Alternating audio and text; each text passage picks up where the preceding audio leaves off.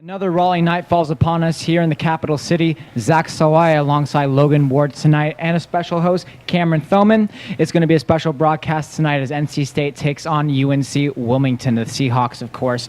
This is a team that we've seen a little bit so far, especially in the Stephen Russell Memorial Tournament, going 1-2 in that tournament, a few wins in that tournament, and today to talk about that we have Cameron. So in terms of Wilmington, what do we know about them coming into this game? Well, so far we know that they have a new captain, Hunter Phillips. The keys for this game, they said, are that he just needs to be on the same page as the rest of the team and be reliable for them.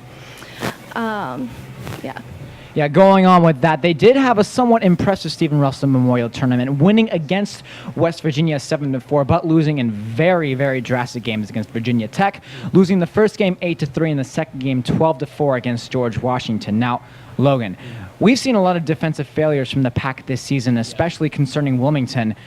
They've given up a lot of goals. So in terms of defense, what do we need to see from both teams, really, in terms of defensive styles for tonight? Wilmington has to be a lot more aggressive with their defense, and special teams is going to be key for both teams. Now, for both, that's going to be intercepting passes, making sure that you keep it out of your defensive side, because both teams have proven that they can attack when they want to. But the Ice Pack, as long as they keep up this momentum that they've got going with this undefeated season, they should be absolutely fine. Now, in terms of points for this year, some of the more interesting facts in this is Wilmington doesn't have a very much of a winning record at all, but they are still second in the Carolina East Division. So it's something that way the points play out, everything like that. So behind Wilmington currently right now, as it stands, Chapel Hill falls behind Wilmington in slot number 3, and Duke falls behind at number 4. Now, this is going to be a play crucial into coming and who's going to be going to the ACCHL tournament come February. Now, the biggest things, of course, to talk about State, they're 6-0 in the year, undefeated in that aspect. So really, what's going to be the biggest keys to State to keep that ball rolling forward? I mean, 6-0, you can't get much better than that there, Logan. No, you can't get much better than that. It's literally impossible. But what they need to do is they need to keep attacking. They need to keep this momentum that they've got. Their defense has been strong, and their goalkeeper play has been really impressive of late. Now, they need to keep this going with Joey Hall getting the start tonight.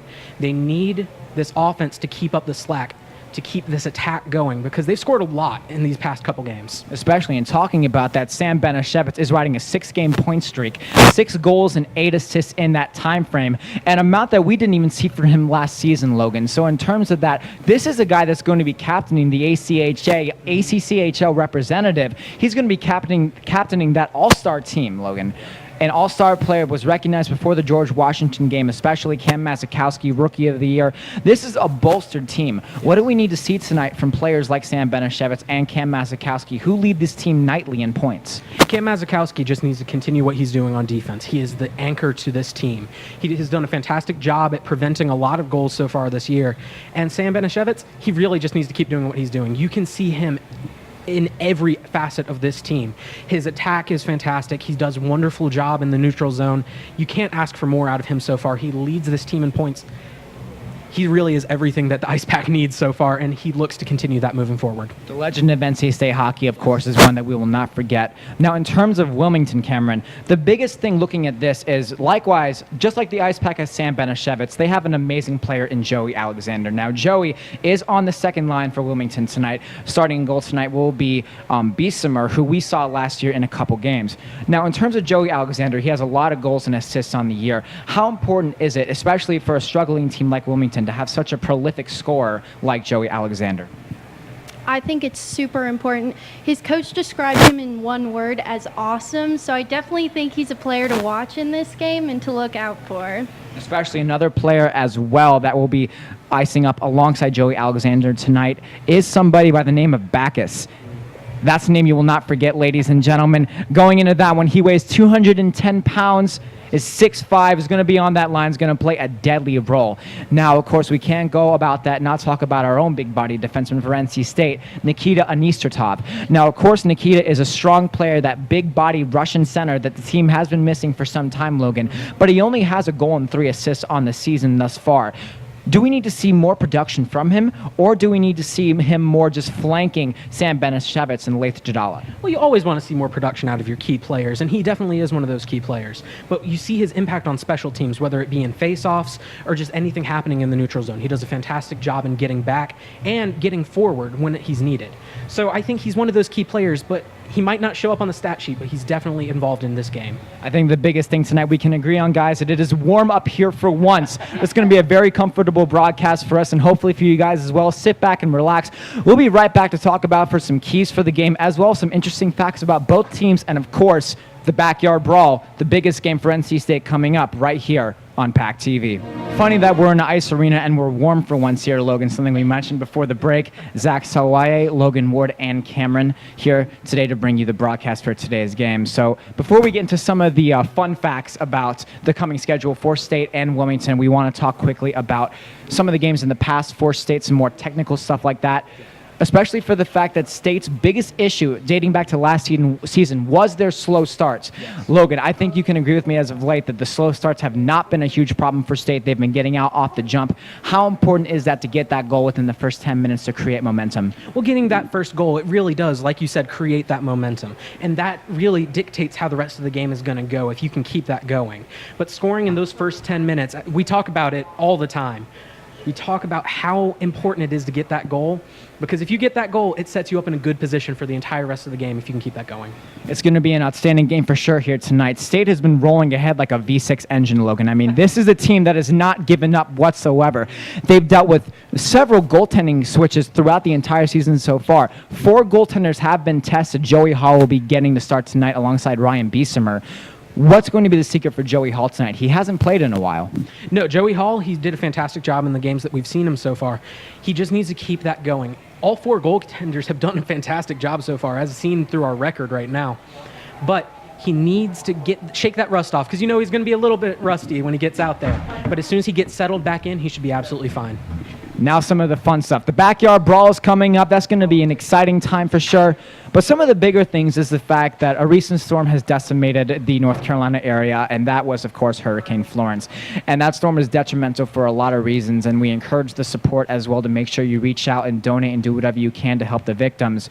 But in terms of tonight, it affected the practice of the Wilmington Seahawks, and this was something that really affected their schedule. So talking about that, Cameron, there wasn't a lot of practice for a team. Now, of course, in any sort of sport, practice, of course, is a huge aspect of becoming a better team, everything like that. Wilmington has started out the season 1-3-1. Do you think their lack of practice has changed any of their records so far? So far, I feel like it won't affect them as much as we feel like it would. But just with that lack of practice, they're really going to have to pick it up this game, because playing NC State, who's ranked number 1 right now, is kind of scary, even though they are ranked as number 2. But they're definitely going to have to make up for that lost practice tonight with this game. Now, in terms of fan bases as well, the fan base for Wilmington sure has been coming out in full force. There's some fans behind us tonight lining alongside the boards. But back at home, Cameron, there's actually something interesting things that they do. One thing I'll be doing during the intermission report is taking a speech class. We'll get that fixed up as well. But going forward here, talk to us a little bit about this thing back on UNCW's campus called the Flying V. The Flying V is an event where the Wilmington team rallies up students to help them promote their home games. So they get these students to go out on skateboards, bicycles, any kind of form of transportation that they can find, I guess, with flyers, and hand them out to different students to get the information out there about their home games, so that they have more and more students coming to these, which I think is a fantastic idea, a great marketing idea. I mean, it's one-on-one, it's excellent. Some of the biggest things as well is, Logan, there was a clip that surfaced last year of Sam Benishevitz and former Ice Pack member Luis Jimenez in the famous atrium area at NC State. They walked in their hockey gear straight up to the Chick-fil-A line and dropped the gloves and started fighting right in front of that. And that was their promotional hype for the year, which I thought was incredibly interesting. Now, in terms of hype, do we have that same sort of hype for the Backyard Brawl, which of course is this Monday, October 22nd? Absolutely. No, the Backyard Brawl always has a huge turnout. This is such a key game for the Ice Pack. You see, even tonight, we've got a huge turnout. So having the Backyard Brawl, there's always a big turnout, and the fans are always excited for some Ice Pack hockey. This is going to be crucial as well for more points in the Carolina East standings. We're going to take a quick break here and be right back with Puck Drop right here on PackTV.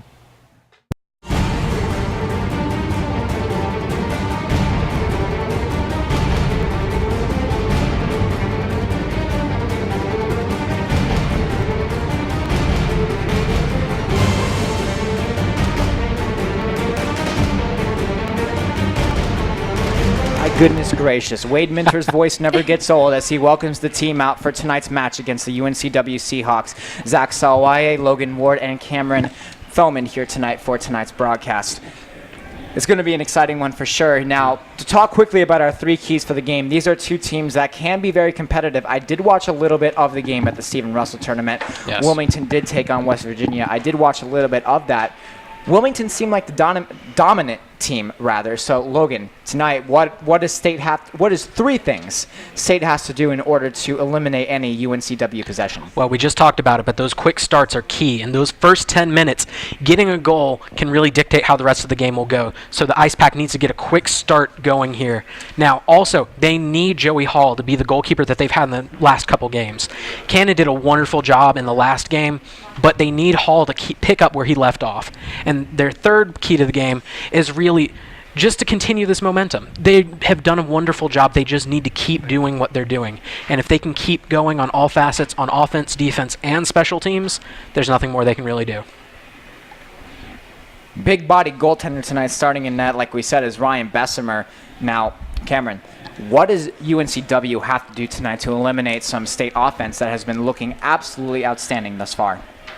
They need to keep up the good teamwork. Good communication is always key. That's really basic to say, but communication is always key. Can't talk today. I mean, they just moved up from Division 3 to Division 2, so they definitely need to keep doing what they're doing and keep getting better, keep improving, and just talk to each other and know your team.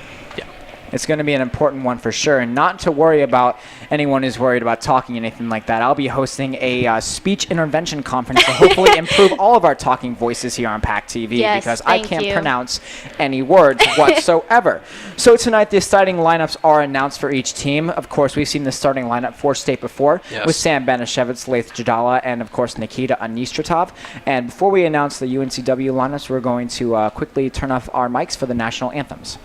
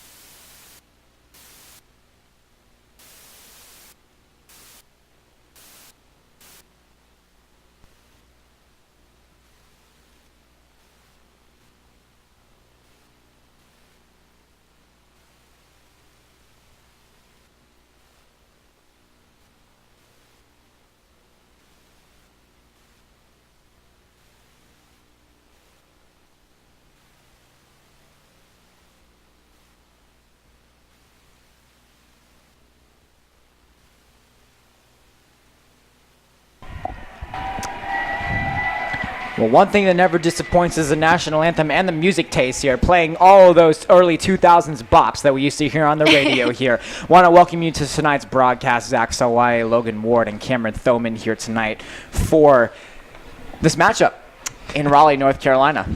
Yep. I lost my train of thought there for a second. I'm not going to lie to you tonight. Biggest things to take note of tonight is this is one of State's matchups for this weekend. They'll be traveling to Richmond, Virginia tomorrow. PackTV will not be traveling up to that game, but be sure to stay tuned on Twitter for any updates from Ice Pack Game Day, which will most likely provide a live link for you to watch in terms of that game as well. They'll be updating with you for live tweets and everything like that. And as well, there will be a special present for all you Ice Pack fans coming to the Backyard Brawl game on Monday. Can't exactly reveal what it is yet because, well, it's a surprise, and that would ruin the surprise. Ooh. Nikita Anistratov will take the opening draw against Hunter Phillips, and there goes the draw. Welcome you here tonight, Zach Salwaye, Logan Ward, and Cameron Thoman. Quick shot off of the legs of Eric Mura as Banashevitz quickly goes to the neutral zone to try to make something happen. Offside weighed off as Anistratov works through the zone. Anistratov, like we said, has only a goal and 3 assists so far this season. Laith Jadala now goes to the zone. Bodies down a man in the far corner. Banashevitz will now try to make something happen. Banashevitz leaks over to the other side of the boards as Anistertov begins the forecheck. Mura again bodies down a man. Jadala to the front of the net, just wide of Bessemer. O'Rourke and Mura now out for the Ice Pack. Jadala on the far side. O'Rourke and Jadala connected for a beautiful goal at the end of the Duke game last time. Logan, we got to talk about that goal for sure. Oh, it was just an absolutely fantastic pass by O'Rourke to Jadala there. There was just nothing much that really could be done by the Duke goalkeeper. When you have an attack that can't be stopped, really, what else can you want? What else can you do as well? It was a beautiful shot as well from O'Rourke. Jadala was in the right place at the right time to get the quick body on that to tip it in the net. Yes. Ellis Rushford now goes behind the boards. Now working it around the corner. There goes the pack. Robinson now will rush it through the sideboards alongside a line of Ryan Kinney and Riley Johnson. Justin Bessemer got the stick on it. Kinney now goes behind the net. Chips alongside him. Riley Johnson into the far corner. Ice Pack has definitely kept up a very strong attack here so far. To the front of the net, just wide, through the middle of the slot. Again, trying to get that first score in those 10 minutes. Get some early momentum here. Slow legs here off to the start, Cameron. This is not what you expected for a team that really needs to keep up the energy so far. No, not at all. I mean, they're picking it up a little bit, and I've seen some slams, which explains a little bit from what the team captain for State said earlier about he thinks that maybe some fights will break out, but hopefully not. Now in the middle of the slot, it is taken away by Benedetti. Benedetti now will carry through the neutral zone. A little bit of a dump and chase play right there. Ice Pack still have that line of Ellis Rushford and Cam Mazikowski on. The most penalized defensive unit in the ACCHL, most likely. Yes. For most of you who don't know, Cam Mazikowski and Ellis Rushford do like to play with a little bit of an edge, so it's very often that you will see them in the penalty box, but when they're not in there, they are great players. Cesarek, fastest skater in the ACCHL, takes a shot and it goes just wide. Now behind the net, there goes Michael Benedetti. Bodies down a man and Trevor Merchant. Alfanzetti now works it. Now taken all the way back out, there goes Tanner Broadwell. Broadwell with a good check on Devin Halko getting in the lineup today. And again, going back to what you said about the penalties for the Ice Pack defense, really just too much time spent in the penalty box. You want to have your best players out there at all times, and Mazikowski and Rushford give this team the best defense that they could want. Halko to the front, just wide. Merchant can't get the rebound now off the shot and is just cleared out. Great defense done right there by Wilmington. Defending that play was, of course, the ever-so-mentioned Joey Alexander. Yes. Tyler Alfanzetti now goes just by the hash marks, can't get in through the circle. Cesare can't keep it onside, and now they take it back. There goes the Seahawks now pushing it through. Just wide on that play, and they will chip it in. Joey Alexander tries to send a spring pass all the way up to his line mate in Will Took. Can't find a man. Now sent all the way flying back. No icing on the play. Devin Halko will collect it. Good attack here from the Ice Pack so far. Nothing doing in terms of the attack. Matt Costigan. Matt Costigan, third year with the Ice Pack, with a quick shot just off the blocker, and it goes out of play. 16-10 left to go here in the first period. No penalties thus far. A little bit surprising, Logan. Yeah, seeing a lot of physical play here so far, but no penalties called so far. Referees content to let things go as they are right now. I expect as things get more physical, as teams try to get away with a little bit more as things go on, I expect to see a lot more penalties out of both teams. This defense for the Ice Pack hoping to stay out of the penalty box as much as possible against a very physical Wilmington team. Quick shot just wide there by Alex Vedetta. A great play set up there. Now behind the boards of Matt Costigan. To the slot for an opportunity by Eric Todd. Can't get that one. Costigan now will try to forecheck a man and pushing forward. There go the Seahawks. Vedetta now at the blue line. Can't keep that puck in the neutral zone, trying to make it happen. Tries to body down a man, and Christopher Schwartz. Chris Schwartz is this team's second defensive pairing unit. And now it's carried back. Now back in the corner. Corner battles are an area we haven't talked about yet, Logan. We'll be talking about that a little bit more in the first intermission report. Yes. Right here on PackTV. Sponsored by Zach Sowaye's speech class, which will be happening at some point. Sam Benishevitz now will lead a forecheck against some of these Seahawks players. Now back in the corner, carried through. Great interception there by O'Rourke. There's Jadala. Jadala now working the wagons, trying to find an open man to put some sauce on his spaghetti. Now tipped to the front of the net, a big save by Bessemer.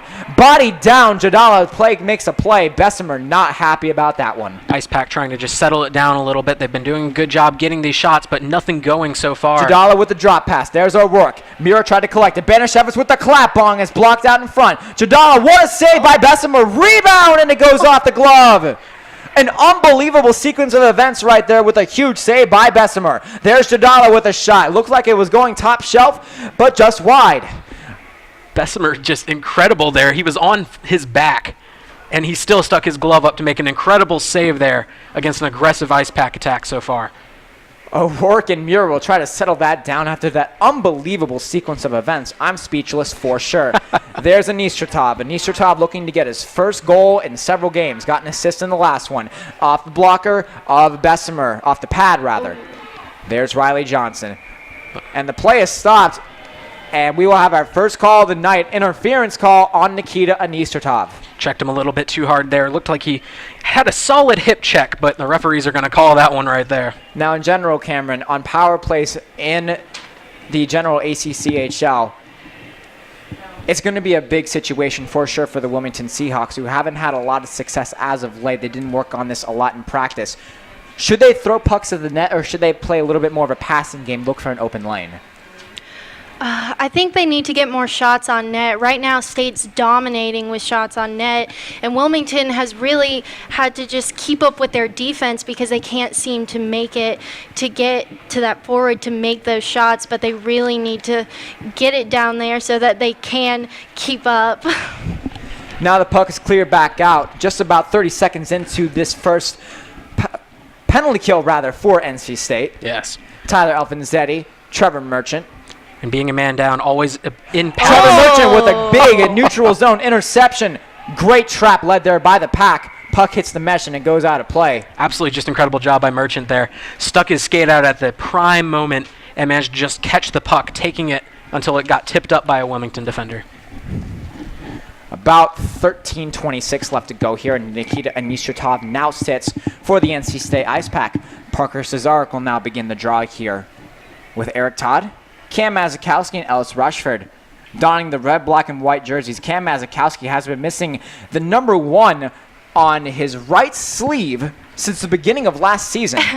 Just wearing an 8, even though he's number 18. Now rushing it through the zone, there's Joey Alexander. Now sent over with a beautiful juke move. Great play by Mazikowski, showing why he was the ACCHL Rookie of the Year. First clear of the game for him.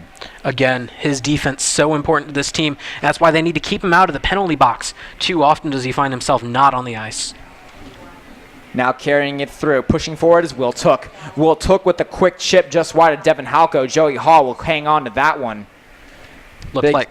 Big situation of events going on so far. Looked like Hall wanted to just stop it and get it back in play, but he wisely just fell on it when he saw that there were a couple of Wilmington offenses right there. Waiting to take the draw is Trevor Merchant. Now through the middle, pushing it forward with a quick shot. What a save! Joey Hall, absolute larceny, and he holds on. He's done a fantastic job so far. Wilmington not getting the shots on net that they want to get right now, but what they have gotten in Hall's general vicinity, he's done a wonderful job of just stopping everything they put forward. Eric Todd with the good face-off win just towards the back of the corner right there. Devin Halka was not there to pick it up whatsoever. Now sending it back at the point, looking for a shot. Saved by Joey Hall. Parker Cesarek hangs onto it. Tried to clear it, but it's held back in right there by Will Took. Now puck clear back in. They're looking to beat Joey Hall, and they can't. There's Joey Alexander. Forechecked well by Eric Todd. Eric Todd trying to find an open lane. Box formation for State spread apart. Alexander with a shot, and Joey Hall turns it aside. Hudson tripped out in front. Cesarek will tip it out of play. Fans show their appreciation. And it looks like there's a tripping call on the Seahawks. Again, physical play from both teams, both aggressive and what they've been doing so far. Anistratov just about to come out of the box as the Seahawks put one player in. One of your keys to the game there, Cameron, was talking about fresh energy. It looks like they got a little bit tired right there, and of course that led to a costly penalty. Going into their first penalty kill of the night down a man, what do they need to do sort of defensively, passing-wise, in order to make sure State doesn't take any chances? They need to do what, like I said before, they need to do more communication, because right now it doesn't seem like they're communicating very well because they can't seem to get those passes effectively, and they just need to talk to each other so that they can do it effectively. Ryan Kinney with that beautiful play. Robinson tried to make something happen, but it can't. A 2-on-1 ensues with Hunter Phillips, the team's new captain. Now taken away, there's Robinson. Robinson will try to look for a man, has options in both Ryan Kinney and Riley Johnson. Both line mates he's had for most of this season. Robinson tries to send it over to the Silk Man and Ryan Kinney. Johnson, Riley, Superman Johnson in that aspect. Trying to find an open man. State trying to set up a diamond in one play, rather. An Overlord shooting formation. O'Rourke with a shot, tips high. Puck goes out of play. Now, great opportunity there for the Ice Pack. They've been getting these shots, but so far Bessemer has done a wonderful job of defending the goal for the Seahawks. State has killed one penalty tonight. Yes. That's a big aspect for that as well. Special shout out to the rest of the PackTV broadcast crew here behind the scenes making everything happen. Can't do this without their help. We're appreciative. Ellis Rushford with a shot off the pad of Bessemer. Rushford hangs on to it, holds it in. Now carrying it through. Skidder just wide of Tom Wickland. We're seeing a very aggressive Ice Pack here so far, trying to get something to happen in both patient and frantic ways so far, just rushing the net. Puck is now chipped back out. A little bit of communication right there as we saw earlier, and we talked about that with you, Cameron. Now there's Mazikowski. Mazikowski over to Anistertov. From this angle, it looks like they're both number 8 because Mazikowski's missing the 1 on his sleeve. Quick shot just into the corner. Ellis Rushford will now take a chance with that one. There's Cam Mazikowski. Rather, that's Nikita Anistertov. Talking a little bit about how we make mistakes here. There's Lace Jadala in the corner right beside the referee. There's Mazikowski, got that clarified. Ellis Rushford will now perform a little bit of an interesting movement with his feet to try to stay in the zone. Seahawks trying to pressure inside the boards. Puck goes out of play. Now and again, the Ice Pack has done a wonderful job getting these opportunities. Their attack has done a good job so far, but they need to get those shots on net to go in. So far, nothing doing for them as we finish these first 10 minutes here. And now puck is won back. Davis Hudson will now take a chance on that one. Banashevitz, Jadala, and Anistertov, that first line out there for the Pack as the team's first power play unit, as the power play expires at just the 10-minute mark. One of the objectives for the game, of course, was to get that first goal in the first 10 minutes. Won't happen tonight. Is this safe to say that this is State's first really difficult competition thus far, Logan? No, I think we saw the toughest competition they've had so far against George Washington in that first game. That one going to overtime. Intercepted at the point. There's Joey Alexander. Now carried back in. There's Woodleaf. Woodleaf tries to make something happy. Bodied down well by Anistertov. And a 2-on-1 if they hurry. Jadala and Banashevitz. There he goes. Late Jadala and Banashevitz off the pad of Bessemer. To the front of the net. Chip just wide. Couldn't find the man. There's Devin Halko. Jadala now chips it in for a quick line change, and there's that. Again, they're getting those opportunities, but they have not gotten anything to go so far. Trevor Merchant takes the offside for the Pack. 9:14 left to go. We talk about it a lot, Logan. We talked about it a little bit in the Backyard Brawl in general, but we can't talk enough about it at all. The Backyard Brawl is going to be this Monday at the PNC Arena. Free admission. Donate $5 if you wish. There will be concessions there, merchandise, and beer for all you 21-plus fans out there. Had to mention the 21-plus part or else I would be fired. Now carry through. There's Davis Hudson. Trevor Merchant now carries it through the middle of the neutral zone. Now intercepted well. There's Schwartz. Schwartz for the Seahawks. Looks like Joey Hall grabbed onto that one. A great catch from Joey Hall there. Kind of fell forward a little bit to make sure he could grab that one, plucking that one out of the air. Again, he's done a fantastic job so far tonight. He and Bessemer both allowing no goals so far, despite two very strong attacks that we've seen from the Seahawks and the Ice Pack. Matthew Hustis, team coach for the UNCW Seahawks, is manning the bench tonight. Alongside him is assistant coach Tony McCabe. Players in Isabel DeFilippo, Well, rather, she's the team manager tonight for the UNCW Seahawks. It's really great to see tons of people getting involved in these club teams as well, as Cameron talked a little bit about earlier about the Flying V. Good fan marketing promotions going on down there in Wilmington. Hopefully soon there will be a backyard brawl for themselves. Now there's Alfonsetti. Alfonsetti with a rush. There's Cesarek. Cesarek, fastest skater. Alfonsetti with a shot. Can't get that one quite off. Just goes right past Eric Mura, now rushing back in. You can't whiff on opportunities like that if you want to get an early lead here. Yeah. Giving that one up. Hate to see that happen. I definitely think that Wilmington is holding their own, though, against State, despite the lack of practice that they've had. They're doing really well, better than I've expected. Now Cesarek. Cesarek had an opportunity to make a pass to Alfonsetti for a quick rush. Couldn't do that one. Alfonsetti avoids the offside call as Bessemer will send it back to Benedetti. And again, this physical play continuing for both teams here. A lot of contact happening, but penalties for the most part have been rather quiet. Only one on either team right now. Great choice in music. I was lost in music for quite a second. I'm not going to lie to you. Now carried through the middle are the rest of the players going on as well. Another chance to get hype as well. We were talking again about the backyard brawl. Yes. In terms of marketing for that, what have you seen around campus thus far? I've seen flyers. I've seen just a lot of promotional events happening so far. Again, this is one of the biggest events for the Ice Pack, and it always gets a fantastic turnout, so you know that it's important for this team. Trevor Merchant had a chance to make something happen. I talked with Trevor all week. A lot of the players tonight were ready for the crucial points as he's throttled alongside the boards. Now carried forward. There goes Benedetti. And now you can hear the various icing calls as Eric Muir wins the foot race. Trevor Merchant, Cam Mazakowski, and a lot of the guys this week were ready for the crucial points tonight as they really want to make the ACCHL tournament playoffs. And a win tonight would help them even further along than they already are right now. Again, 6-0 is a great place to be right now, but getting to 7-0 against an opponent like Wilmington, that helps you even more. Matt Costigan, still one of the players searching for his first of the year. If he would have gotten one on the West Virginia chip, we would love to know about it, but there's Ellis Rusher with a quick chip. Tip out in front by Matt Costigan, goes just wide on that play. Mazakowski will send it into the Wilmington bench for a quick stoppage of play. Yes, and really, you don't expect, sitting on the bench, you don't expect the puck to be put in play next to you.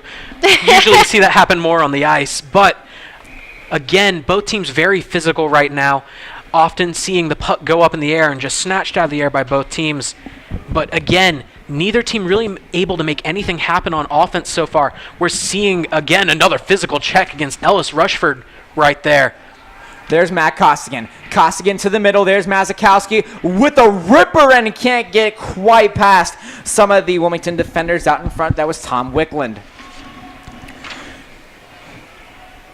Wilmington just kind of staying pat so far. There's not much that they've been able to do. Whenever they do seem to get it on defense, more often than not. Rushford body to the ground. No call on that one. Costigan trying to make the play happen on the wrong player. Revenge on the wrong person is never good, and that would have been a little bit of a situation of events right there. Series of unfortunate events, as the book series is titled. Right. There's Cam Mazakowski now carrying it through. Alex Vedetta through the neutral zone. Rushford, not one of the players that you want to take on this Ice Pack team. His penalty minute showing he is more than willing to come back at you. I'll never forget this. One of the first days I met Sam Benishevitz as Cam Mazakowski works through the middle. Robinson, a quick shot up high. Good save. Rushford spins around, can't get it. Rushford tries to battle alongside some of the Wilmington players. Back out to the front, and they can't quite get it in. Now puck is sent back flying in for an icing call. No, and you see the Ice Pack, they are trying to crash the net. A similar play style that they've had all year, trying to get as many people toward the net as they can, kind of muddle everything up down there and get that shot through, but nothing happening so far. Again, a score of 0-0 as we've got 5 minutes and 50 seconds remaining here in this first period. As I was saying, Logan, the first day I met Sam Benishevitz, I'll never forget. We were talking about Ellis Rushford. First things he said to me, if Ellis don't like you, he'll kill you. As Davis Hudson will send that pass over to Miles Ferrone. Ferrone was a player we saw in the Duke game as well, one of the sort of jack-of-all-trades player, as Robinson is almost shoved into the boards. Ferrone is going to be able to fit anywhere into the lineup. Yes, and having those players, that versatility is always key. And they've got a couple of those players that have filled in the floater role so far. It definitely seems like the energy has picked up in the game so far. Ryan Kinney has a chance to make something happen. Good pass up by Ferrone. Kinney, the silk man himself. Take a look at his highlight reel. Some really shot out the side of the goal. Robinson around the back, can't make anything happen. There's Riley Johnson. Riley Johnson to Miles Ferrone with a clap bomb and a huge save by Bessemer. Bessemer just doing a fantastic job. A couple good opportunities for the Ice Pack there, but just nothing going. Puck is iced down. Great turnout for the Ice Pack tonight so far. This is a crowd that would be very normal in terms of last season. Tonight is a huge showing. A lot of the players tonight that aren't playing are in attendance with their friends and family as well. Yes. Several of the Ice Pack fans. We see the Ice Pack game day crew in front of us as well. Want to give a huge shout out to them for making sure that the fans who are not able to watch the PackTV broadcast are able to stay up to date. Ferrone takes a shot that goes just wide as Banashevitz makes a backhand pass, trying to find the wickets of somebody there. There's an Easter top to the front of the net. Glove down out in front. If I'm not mistaken, I believe that was Jack Krosner. And the puck goes out of play. Jack Krosner is a guy that I knew very well way back in the day. Jack and I went to the same elementary school, and I remember we were first talking about hockey way back in those days. So it's good to see him living out his dream playing for the Wilmington Seahawks. Absolutely. And we've talked about how much these players love this game. And going back to elementary school, they know what they've wanted to do since then. Nikita Anistertov will now work it through the middle. And Nikita Anistertov now works it through the back there, Sam Banashevitz. Banashevitz, 6 goals, 8 assists on the season, leads this team with 14 points. There's Laith Jadala. Laith has had a bit of a scoring rush as well. A little bit of interesting things to say about him. We'll talk about it in just a second here. As now leading back out the rush, there goes the Seahawks. That was Hunter Phillips, team captain. Interestingly enough, you can't see the letters. Never mind, you can see the letters on their jerseys. The colors are very bright for Wilmington tonight, wearing bright yellow alongside teal and navy blue, donning their equipment, and of course the Ice Pack donning the black, red, and white as Ian O'Rourke misses that pass. Now, a very unique color combination, but you know, it adds to that uniqueness that every team has. Now carried through the middle there, Sam Banashevitz. Banashevitz with great speed. Banashevitz with a quick shot, held on by Bessemer. Oh, and these goalies always grateful for the extra padding, taking that one directly to the ribs. 3:38 left to go here in the first. It seems like it's been eventful here, guys, but at the same time, not really. Yeah, it's slow, and then it picks up, and then it's slow again. Yeah, just nothing happening so far tonight. Sort of like a sine curve that we see in some math classes. Only reason I say that I had math homework due today, so it's very good that I was able to recognize that term. Now carried through quickly by the Wilmington Seahawks. That was Benedetti. Took that in front. Almost went in right there. Joe There's Hall, Trevor very Merchant. fortunate. Merchant with a chance to make something happen. Not a lot of speed on that play as Alfonzetti loses that opportunity. Now carried back through. There's Yakovone. Yakovone now in a battle.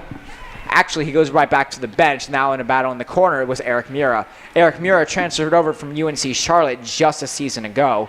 Came to place and fitted in well with head coach Mike Gazzillo's system. Has earned him a spot on the first line with Ian O'Rourke. But again, Logan, this is a team where lines don't really matter whether you're on the first or the fourth. You're expected to produce at the same level no matter where you are in the lineup. Yes, and having that confidence in all lines that they have in every combination of these players is essential to the Ice Pack identity. Every single player here can produce. There's Trevor Merchant. Trevor Merchant looking for a second of the year, and he scores! Trevor Merchant finds the back of the net. Unbelievable opportunity for the Ice Pack. They are up by 1 with 2:17 left to go. Absolutely. Merchant just with a wonderful shot. Nothing really different than what they've been doing so far, just getting out in front of the net. But he managed to get that one past Bessemer right there. Waiting for the assist call on that play will, of course, lean on the trusty sage advice of Wade Minter for the assist on that play. But we believe that'll be Trevor Merchant's second of the year For sure, he'll be raving about that one for weeks to come. A player that loves the game as much as he plays it, which is quite a bit.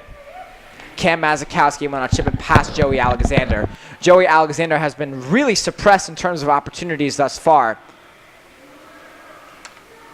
There's the call by Wade Minter. Trevor Merchant with his second of the year.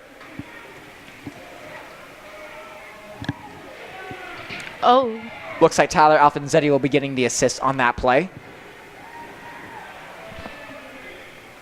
And I believe that'll be it. So Trevor Merchant assisted by Tyler Alfonzetti. ACC Scholar of the Year last year. Looking to be the same this year, of course. Bodied out in front. There's Todd. A little bit of an extra shove right there. Looks like that was Will Took getting in the extra little fisticuffs in the corner. Vedetta now with a strong check out. There's Benedetti once again. Vedetta at the blue line will go offside. And again, we've seen this physical play by both teams. Things may boil over here soon. A lot of no love lost between these two teams. Players take their stances ready to get going here. An interesting fact, of course, about Laith Jadala. I was talking to head coach Mike Gazzillo about this a lot over the past several weeks. Laith is a guy that, of course, grew up playing hockey. But a big thing to note is the differences between State and the Wilmington Seahawks as the puck goes into the corner right there. Ryan Kinney will lose that battle. Puck is chipped back out. Wilmington has a lot of true freshmen by the means of 18-year-old players. I was talking with head coach Matt Hustis before the game. Yes. State's majority of players are guys that have already played juniors, such as the British Columbia Hockey League. Of course, those entail what a hit there by Ellis Rushford. As we were saying, he'll kill you. There's Cam Mazikowski. Will chip it out to the middle. Riley Johnson will miss that play. Puck is stopped. I see no penalty call there, but going on here, there's a huge age difference between these guys. You have guys on the NC State team that are nearing 22, 23 years old. Laith Jadala is up there as well. Sam Benishevitz, I know for a fact, is around 23 years old. And I was talking with head coach of the Wilmington Seahawks. They have guys that are 18 years old. What does this age difference play into that, especially for the fact that some of these guys have played pros? Well, the older teammates are going to have to take on leadership roles and lead these younger teammates so that they know what to do and they know how to communicate within this team, because every team is going to have their different ways to communicate. So that's going to be really critical that those older players take those leadership roles. Riley Johnson tried to make something happen off Robinson, almost lost that one. Robinson now back in the corner looking for a chance to make something happen. And he can. Riley Johnson now will try to find it. Gets lost in his gloves a little bit. Johnson, what a juke move. Can't quite complete it. Now puck is chipped back out. Rushing it forward with speed and elasticity. Carrying it forward, lost that one back in the NC State end. Looks like that'll be the end of the period so far. Final score for the first period is 1-0. Quick thoughts on the period, both Cameron and Logan. It's just been a very physical period so far. Both teams trying to get their way done here so far, but nothing doing for the Wilmington Seahawks here so far. Ice Pack has done a wonderful job. I agree. There's been lots of shots on goal, lots of aggressiveness, but so far the Pack has been the only one who's been successful, it seems like, in this period. Success in the period will carry momentum over, as many people would expect. We'll talk about it in just a little bit right here on PackTV. An exciting matchup thus far here at the Raleigh Iceplex. Zach Sawaye, Logan Ward, and our special guest tonight, Cameron Thoman. It's been a big contest so far. A player that I've been waiting a long time to call a goal for him is Trevor Merchant. Second goal of the year so far. Got his first goal, of course, in the West Virginia weekend just a few weekends back. Now, Logan, what did you see out of that play, especially from the pass by Alfonzetti and Merchant's ability to work his way around some defenders? What technique does that take in terms of getting it to the backhand? It takes an incredible amount of technique. He did a wonderful job just skating in front and getting the shot that he wanted. He really just sliced right through the defense and got right in front of Bessemer and just managed to put it right above him. It was an amazing goal for sure. Again, it was Trevor's first goal since all the way back in the West Virginia weekend. Has racked up a few points since, has primarily filled up a third-line grinder role. But as he told me just a few short weeks ago, that these four lines are working to a point where it's basically four first lines, in his own exact words. Now, Cameron, in terms of goaltending tonight, Joey Hall for State was not tested barely at all. State has dominant possession of the puck. Taking that speech class very soon. But in terms of goaltending by Ryan Bessemer, the Seahawks goaltender, what have you seen from him? He's done an excellent job so far, except for that one goal that State did get. I need the speech class. But anyways, he's done an excellent job so far, keeping most of those shots on goal out from the goal, except for the one. But other than that, he's done a great job. Proper stance, proper technique as well. He's done a good job, of course, by staying in the crease. Now, Logan, this is a bit of an uncharted territory for things we've talked about, but in terms of goaltending, one of the primary styles of goaltending, of course, is whether you challenge the shooter, whether you go far out of your crease, or you stay a little bit in your crease and try to wait for the shot. In terms of Joey Hall, his primary style has been going out of the crease, trying to make something happen. You saw a few chances where Joey came a little bit out of the net and had a few chances where they could have gotten a rebound goal. What does Joey Hall need to do to focus, especially for the fact that Wilmington is going to probably come back charging? He just needs to stay focused. Really, you said it best. He's done a fantastic job, again, with that style of coming out to challenge this Seahawks offense. It's worked out for him so far. Again, letting up 0 goals, that's the goal. But he's done a fantastic job of doing what he does best, and that's challenging those shooters, letting them get very few good opportunities on him. It's going to be a great one for sure. There's a clean sheet of ice back out there. We're going to take a quick break right here on PackTV. We'll be right back to talk about some keys for the second period right here on PackTV. NC State Television is the Wolfpack's new home for academic events on campus. Missed an interesting talk? Want to catch up on last week's conference? Or did your friend just give a great presentation that you have to see? Check out NC State TV on Wolf TV channel 32.1 and on our new Roku and Apple TV apps.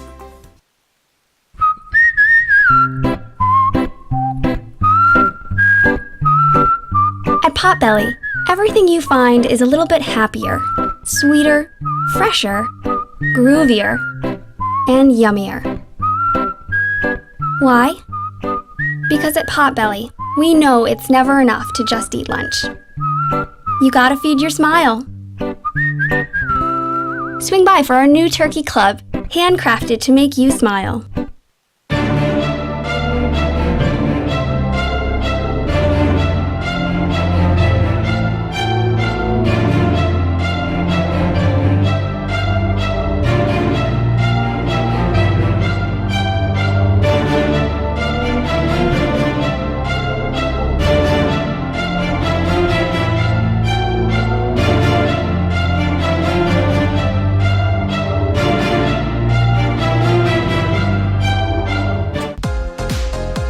Wolf Bites Radio brings you the biggest names in EDM with the Open Mic Podcast. Hey guys, it's DJ What the Heck, and join me, Brandon Boucher, and other Wolf Bites DJs as we interview musical guests from the EDM world. Open Mic dives deeper into the artists' lives on and off stage, bringing you closer to the music. Listen to Open Mic Podcast on iTunes, Google Play, and wolfbites.ncsu.edu.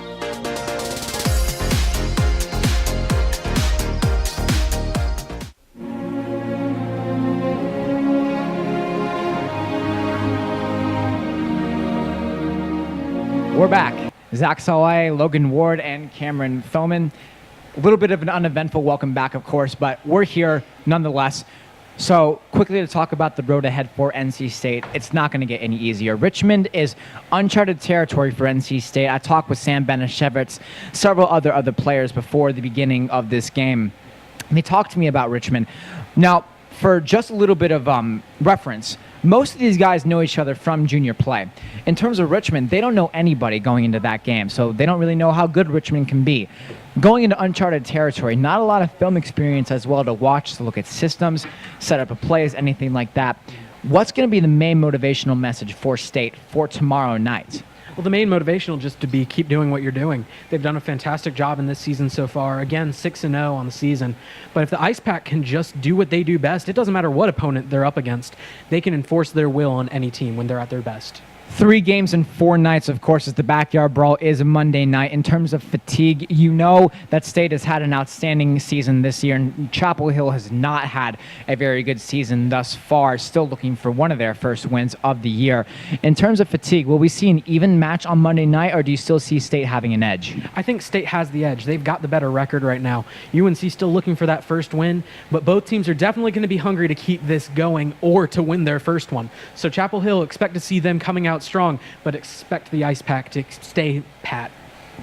It'll be an interesting one for sure. Now, to talk about some things for the next period, Logan, what are some big keys for State? They've been playing well so far, but what's left to tweak? They've really just got to clean up their defense a little bit. Wilmington's still getting a lot of shots on goal, but for the most part, the Ice Pack just needs to keep doing what they're doing. Again, I can't say that enough, really. They've done a fantastic job. They need to get better shots. They're getting the opportunities, but they're fanning their shots, and they're just not getting done what they need to so far. Now, Joey Hall has given a lot of opportunity to the Seahawks thus far in terms of letting out rebounds.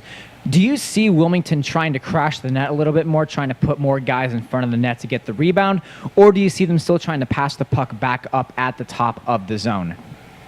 Probably passing. I've seen them doing it a lot, and it seems like that's what they believe works. So I feel like just because that seems to be what they're comfortable with, that's what they'll keep doing. They might try different techniques just to spice things up, but other than that, that's what I expect from them.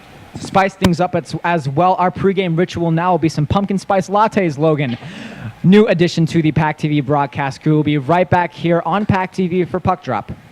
The Zamboni cleaning the ice never gets old here at the Raleigh Iceplex. Zach Sawaye, Logan Ward, and Cameron Thoman here for PackTV, bringing you live action tonight. Of course, donning the Zamboni here for the Raleigh Iceplex is a gigantic polar bear. So, Logan, this is not part of your job description, but No. I would love a good, quick design analysis of that Zamboni. Well, you know, polar bears, ice, they just go together really well. I assume that's all the thought that went into it. You know, you've got the Charlotte Checkers with a polar bear on their emblem, but that's about it between polar bears and hockey. You know, polar bears and ice. What more can you really say?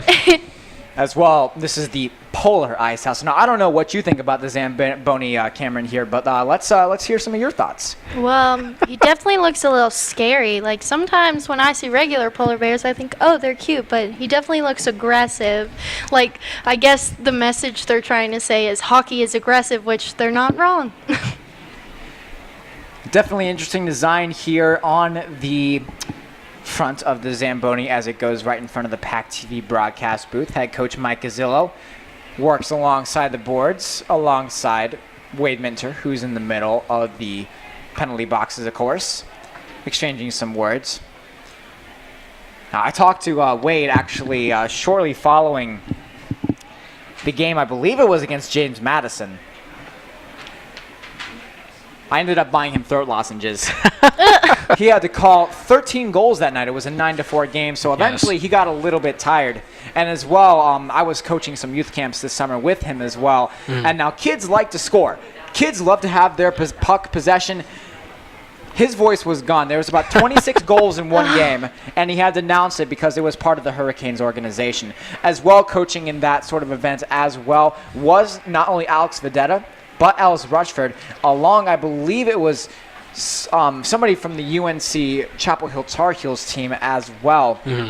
I didn't catch his last name, but his first name was Mason in that regard. And this is something you'll be talking about a little bit in your show, Pack Gives Back, talking a little bit about what some of these players do for the hockey community and the youth around the Triangle. Yes, and so many of these club teams are so active in the community and all the different things that they do to give back, really.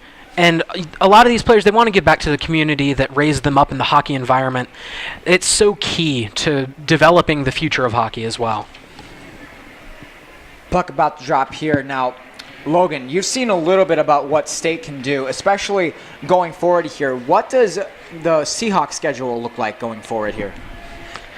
Not sure yet. We'll have that information for you coming here soon. ACCHL website. Little difficult to find on here. Yeah, the ACCHL website, the ACC in general has done a great job of marketing towards, the rejuvenation of this league. Their Twitter account has gotten some great presence thus far in terms of trying to spread the word. The Glenda Love broadcasting channel has made waves across the Triangle area. We'll be broadcasting the game alongside us at the Backyard Brawl, of course. Interviewed head coach Mike Gazzillo, Sam Banashevitz, even UNC head coach Jeff Volkman. It's going to be a great game for sure. Still awaiting the puck drop here for this second period. Players taking the benches. Starting lineups about to come on for each team. Now, and I expect to see a lot more physical play out of these two teams here so far. We saw a lot of checking into the boards in the first period, and I can only expect that to continue. The team that has the least points will definitely get a little bit more frustrated as it goes on. Wilmington proven that they are not afraid to hit this team in front of their home crowd. Now, in terms of the jump here for the start of the second period, Cameron, what do you need to see from the Seahawks? Definitely more aggression. It seems like they kind of waned off a little bit and were not as fast as they needed to be during the first period. So they definitely need to step their game up and get more shots on goal just so that they can keep up with the momentum of the Ice Pack. No, most certainly. And the momentum of the Ice Pack continuing here so far. Definitely seeing a lot of back and forth here in the early first 30 seconds. As we've seen it on both sides of the ice, neither team really taking full control or possession of the puck right now. But we do see the Ice Pack have it right here as we come into the 19th minute here. Ian O'Rourke settles it down for the beginning of this second period with his line mate Eric Mira. Those first lines now back out for the Pack. Now back around, there's Ian O'Rourke, team president. Somebody that a lot of the players were watching as of last year. Absolutely. There's Ian O'Rourke with a quick rush. What a move to the front! O'Rourke slides through the pads! Can't get it! Anishatov. Oh. I can't explain what just happened there, Logan. What a save by Ryan Beesimer. No, just a little bit of a mosh pit breaking out in front of the net right there. Nothing happening. It looks like Beesimer just managed to fall on top of the puck. A save's a save, though. A save is a save in that aspect, and we were talking about this during the intermission here, Cameron, about goaltending performance. He's looking pretty sharp compared to the last period. He really is. He seems like he's back on his game and that this time he's ready. But still, it kind of looked a little bit sloppy how, like Logan said, he just kind of fell on top of the puck. But still, a save is a save. A save is a save nonetheless, as the players will come out on the ice. No, and we're seeing a very aggressive Ice Pack here in the early goings. Trying to get that goal to get their momentum Chipped out in picked up. front, just wide there, trying to get a shot off was Robinson. O'Rourke will now send it back into the zone, looking for a man, and there's Ryan Kinney. Ryan Kinney now tries to work his way through. Ian O'Rourke will try to send it back in. Now carried back out and left out right in front right there. Now working his way back through. To the front of the net, just wide. Kinney with the rebound, can't quite get it. Robinson with a shot, just chipped high into the meshing. Now we're seeing, again, Ice Pack getting the shots that they want, but they're not converting on them. Beesimer doing a wonderful job with his body positioning and just general control of the crease in front of the net. Doing a wonderful job so far here of keeping the Ice Pack from scoring here some more. Robinson taking the draw alongside Riley Johnson. And, of course, their line mate and Ryan Kinney. Ryan Kinney, as well as several other guys, came into the PackTV office this week to talk about some future plans for these broadcasts in general. And we have a great set of events coming up soon here. A lot more introspective look into the Ice Pack. A lot more look into what they do on game days and everything like that. We'll bring all that coverage soon here on PackTV as the puck is now chipped back, and there's Robinson. Robinson's checked well. Back at the point, there's Backus. Backus now try to make something happen, but there's Riley Johnson. There's Backus now. My apologies. Big-bodied 6'4" player. There's Riley Johnson. Johnson through the middle, bodied down by Joey Alexander. Robinson still trying to find a man. Can't. Robinson now playing a little bit of a D-to-D action with Ellis Rushford. Will not receive the pass on that play. There's Ryan Kinney. Ryan Kinney will now chip it back into the corner boards, trying to make something happen.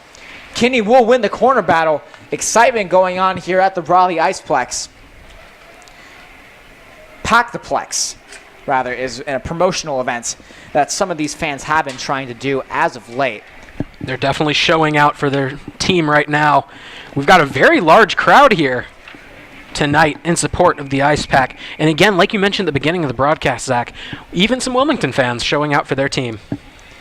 Wilmington, of course, is quite a way away, so if you're driving all the way from Wilmington, God bless you. Gas money is not cheap these days, for sure. No, most certainly not. And it is important to have these visiting fans here. Again, showing out for their team. You know the Wilmington players appreciate it. They like having that support, especially in an environment like the Iceplex, where you have so many of the Ice Pack fans here. Apologies. Now waiting through on the draw. Carried through the middle, there's Cam Mazakowski. Mazakowski will now chip it just wide. Now sent back out D to D, there's Michael Benedetti. Benedetti playing on a line alongside a Wilmington player. Now carried through the middle. That was Christian Hoffman. Hoffman will now chip it in on a line with Kent McLaughlin. Oh. And I believe Daniel Breschka. Now carried back out with a chip shot just high of Joey Hall. Went flying over his head like an airplane. There's Cam Mazakowski. Mazakowski will now try to settle it down. Makes a chip pass up. There's Alvanzetti. Offside is called off. Alvanzetti now throttled to the ground. Alvanzetti ensues a corner battle. There's Alice Rushford.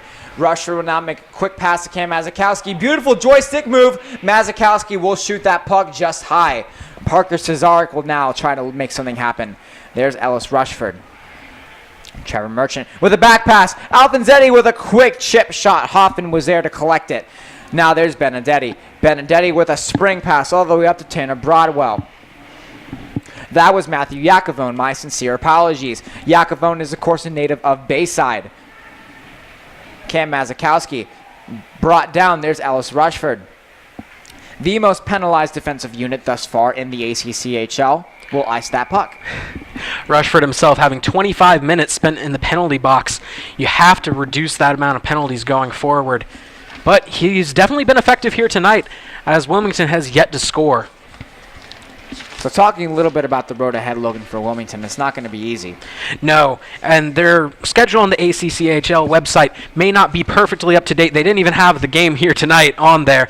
But going forward, it looks like they're going to have Duke on the 20th, UNC November 2nd, before taking on UNC again 2 months later on January 18th, a long break in there before they play NC State again the day after that, before taking on Charlotte February 2nd and Duke the 8th of February to finish up this season. It's going to be a long one for sure, and of course, we've seen scheduling issues with Duke as well. Some teams do have the funds and necessary resources to play every single weekend, as Parker Cesarek comes through the middle, can't get a shot off. Cesarek with a quick shot. Great body down there by Joey Alexander, as the puck is now chipped back out. There goes Jonathan Backus. Backus, big body, 6'5" forward, 210 pounds. Daunting player for the Wilmington Seahawks. Now brought back to the point. Just missing, that was Tyler Feast. Great deflection there from Joey Hall. Again, going out a little bit of his way to meet the offense there. Nothing doing, though, for the Seahawks. There's Alex Vedetta, and the puck will be chipped in on an icing call. And we talked a little bit about this before, Logan, but some of these Ice Pack players have gained some recognition in the local Triangle hockey community. A group of Cam Mazakowski, Ellis Rushford, Devin Halko, Ryan Kinney, Davis Hudson, and I believe a few other players, if I'm not mistaken, had the opportunity to be in the hype video for the Carolina Hurricanes. How exciting would that be if you were, invited to be in a hype video for, I don't know, Saturday Night Live?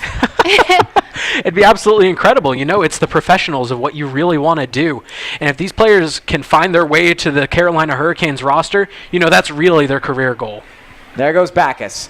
Backus, of course, now fighting the Ice Pack, who apparently now wants to make an acting career out of hockey. There's Alex Vedetta now chipping it up alongside to Matt Costigan. Matt Costigan tried to make a chip pass to a crashing the net, and Devin Halko couldn't find anyone to make that opportunity there. There's Matt Costigan. Costigan trying to go into the corner to help out his fellow teammate, and Devin Halko trying to win the corner battle. A little bit of a heavy metal mosh pit right down in the corner. A lot of people. Looks like somebody's going to the box. Can't exactly determine for what, but I believe Vedetta. No. Appears it'll be one of the Wilmington players here heading to the box. May have been a little bit of a high sticking was the only thing that I really noticed on that play. Now heading in the box for Wilmington is number 5. This is not a player that we do have on our scorecard at the moment. Some of the things that happens with these teams is new players are coming on quite often, and they have to give them a jersey number very quickly. Blaise Jadala with a quick shot off the post. And the puck is cleared back out. See Joey Hall coming way out of the net right there. High risk, high reward is the name of the goalie game that he plays. Joey Hall has a very distinct style. Some call it reminiscent of Dominik Hasek. Some call it reminiscent of a fish. Interesting commentary from what we've heard from previous years on the NC State Ice Pack broadcast. Here's an opportunity for Wilmington to make something happen. There's Banashevitz. Banashevitz to Anistrotov with a quick shot. Body down in front by Benedetti. Benedetti on this line so far with Hunter Phillips, Jacob Bowers, and in the back that seems to be Jack Krosner. And Bessemer again with the strong presence in goal, trying to prevent the Ice Pack from scoring again. They have the There's advantage Jadala. here. Jadala to the front of the net, tipped out. Great stick play by Jake Bowers. There's Sam Banashevitz. Banashevitz with the drop play to Ian O'Rourke. Ian O'Rourke now will send it flying all the way back. There's Eric Mira. There's Ian O'Rourke. O'Rourke to the back. There's Jadala working his way through, and he gets a little bit tripped up on the play. There was a banana peel on the ice. There's Eric Mira with a quick shot just wide over the pad of Ryan Beesimer. A lot of events happened there. Cameron, what's going on with UNCW's defense? It doesn't seem like they're utilizing their skills enough. It seems like they're just letting the puck get right back to State. And honestly, State should have used that power play more to their advantage than they did. I mean, they had a lot of shots, it seemed like, but it didn't seem like they used it as much as they could have. Coach Gazzillo's power play this year has employed a very interesting strategy, of course. They're throwing pucks at the net. But one thing, Logan, would you say they need to increase their creativity of shots? I wouldn't say they necessarily need to increase their creativity. They need to take better shots. They're just shooting willy-nilly at the goal, really. There's Rushford. Mazikowski with a shot just wide. There's Robinson. Robinson now will try to find a man at the point in Ellis Rushford. Robinson to the middle. There's Johnson with the shot. He scores! Riley Superman Johnson with his 10th of the season. 2-0 Ice Pack. Johnson just doing a fantastic job. Again, taking advantage of being on this power play. They did a perfect job of getting it in front of the net with the fantastic pass from Robinson to Riley Johnson. Riley Johnson just taking full advantage of getting that. It seems like we found the special key to the Ice Pack scoring goals. Absolutely. Cameron needs to keep on saying the Ice Pack need to keep on taking better shots. We'll keep that in mind as the speech class gets organized. There's Robinson with a quick draw win. Ellis Rushford will make that play. Cam Mazikowski had a beautiful cross-eyes pass on that one through the middle of the slot. We'll wait for Wade Minter for the official announcement as Riley Johnson now with great speed through the middle with a quick shot just over the glove of Ryan Beesimer.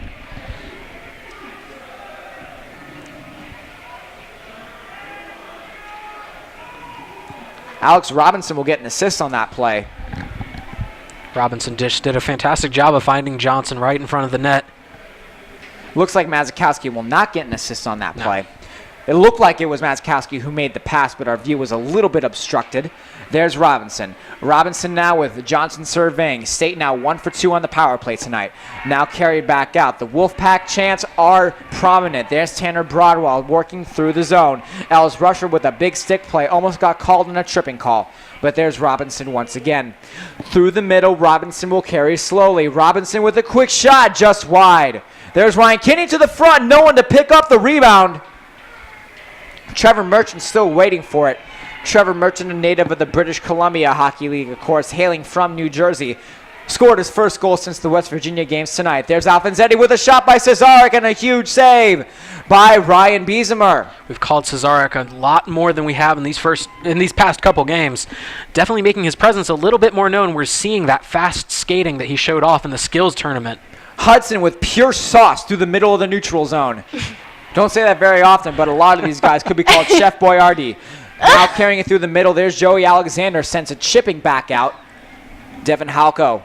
Halko will send it over to Davis Hudson. Hudson with a great, strong chance to make something happen. With a spring pass, there's Alfonsetti. Alfonsetti makes a mistake on that one. Sends it just high. Pucks come squittering back out.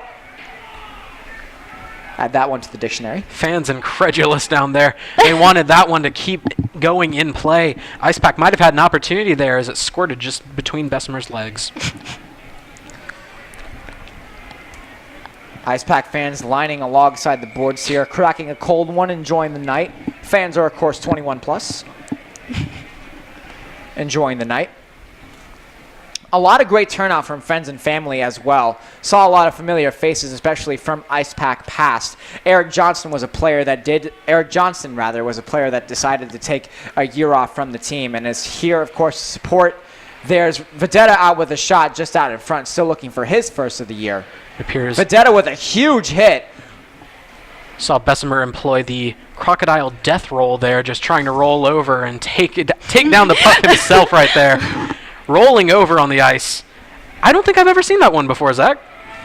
I've never heard you call one like that before, Logan. Well, I mean, when you don't see it, it's hard to come up with the terminology for it. Looks like I'll be studying amphibians tonight for my next speech lesson. And, yeah, reptiles, speech. Zach. Reptiles. Reptiles. I'm going to get a science lesson here too, ladies and gentlemen. Really enjoying this night thus far. Looks like we are again having penalty troubles as the players reconvene to decide on things that are going on. Yes. Special teams tonight, Logan, have improved statistically, maybe not in a sense of overall effort. No, we haven't seen a lot of power play going on here so far, as it appears that another Wolfpack player will be sent to the penalty box. Looks like it'll be Alex Vedetta. Miles Ferrone almost took a seat. The big thing about Alex Vedetta is I was watching him last year, yes, and we've seen a lot of him this year so far in recent games. His role has sort of changed. As you saw tonight, he's been stepping up physically, Logan. No, he's been a very physical presence for this Wolfpack team. Ice Pack, excuse me. He's done a fantastic job, particularly in the neutral zone. You'll see him a lot more with his physicality and just coming out and trying to make things happen. Again, one of the most versatile players on this team. Matt Costigan almost had that face-off win as the puck is chipped all the way back out. Eric Todd will race towards it. Eric Todd hasn't found the score sheet that much this season. Still looking for, I believe, his first or second, but has a chance here. There's Eric Todd, bodied off the puck well by Will Took. Now the puck is carried back out by Jonathan Backus. Backus now will circle the wagons. Around Eric Todd, jukes.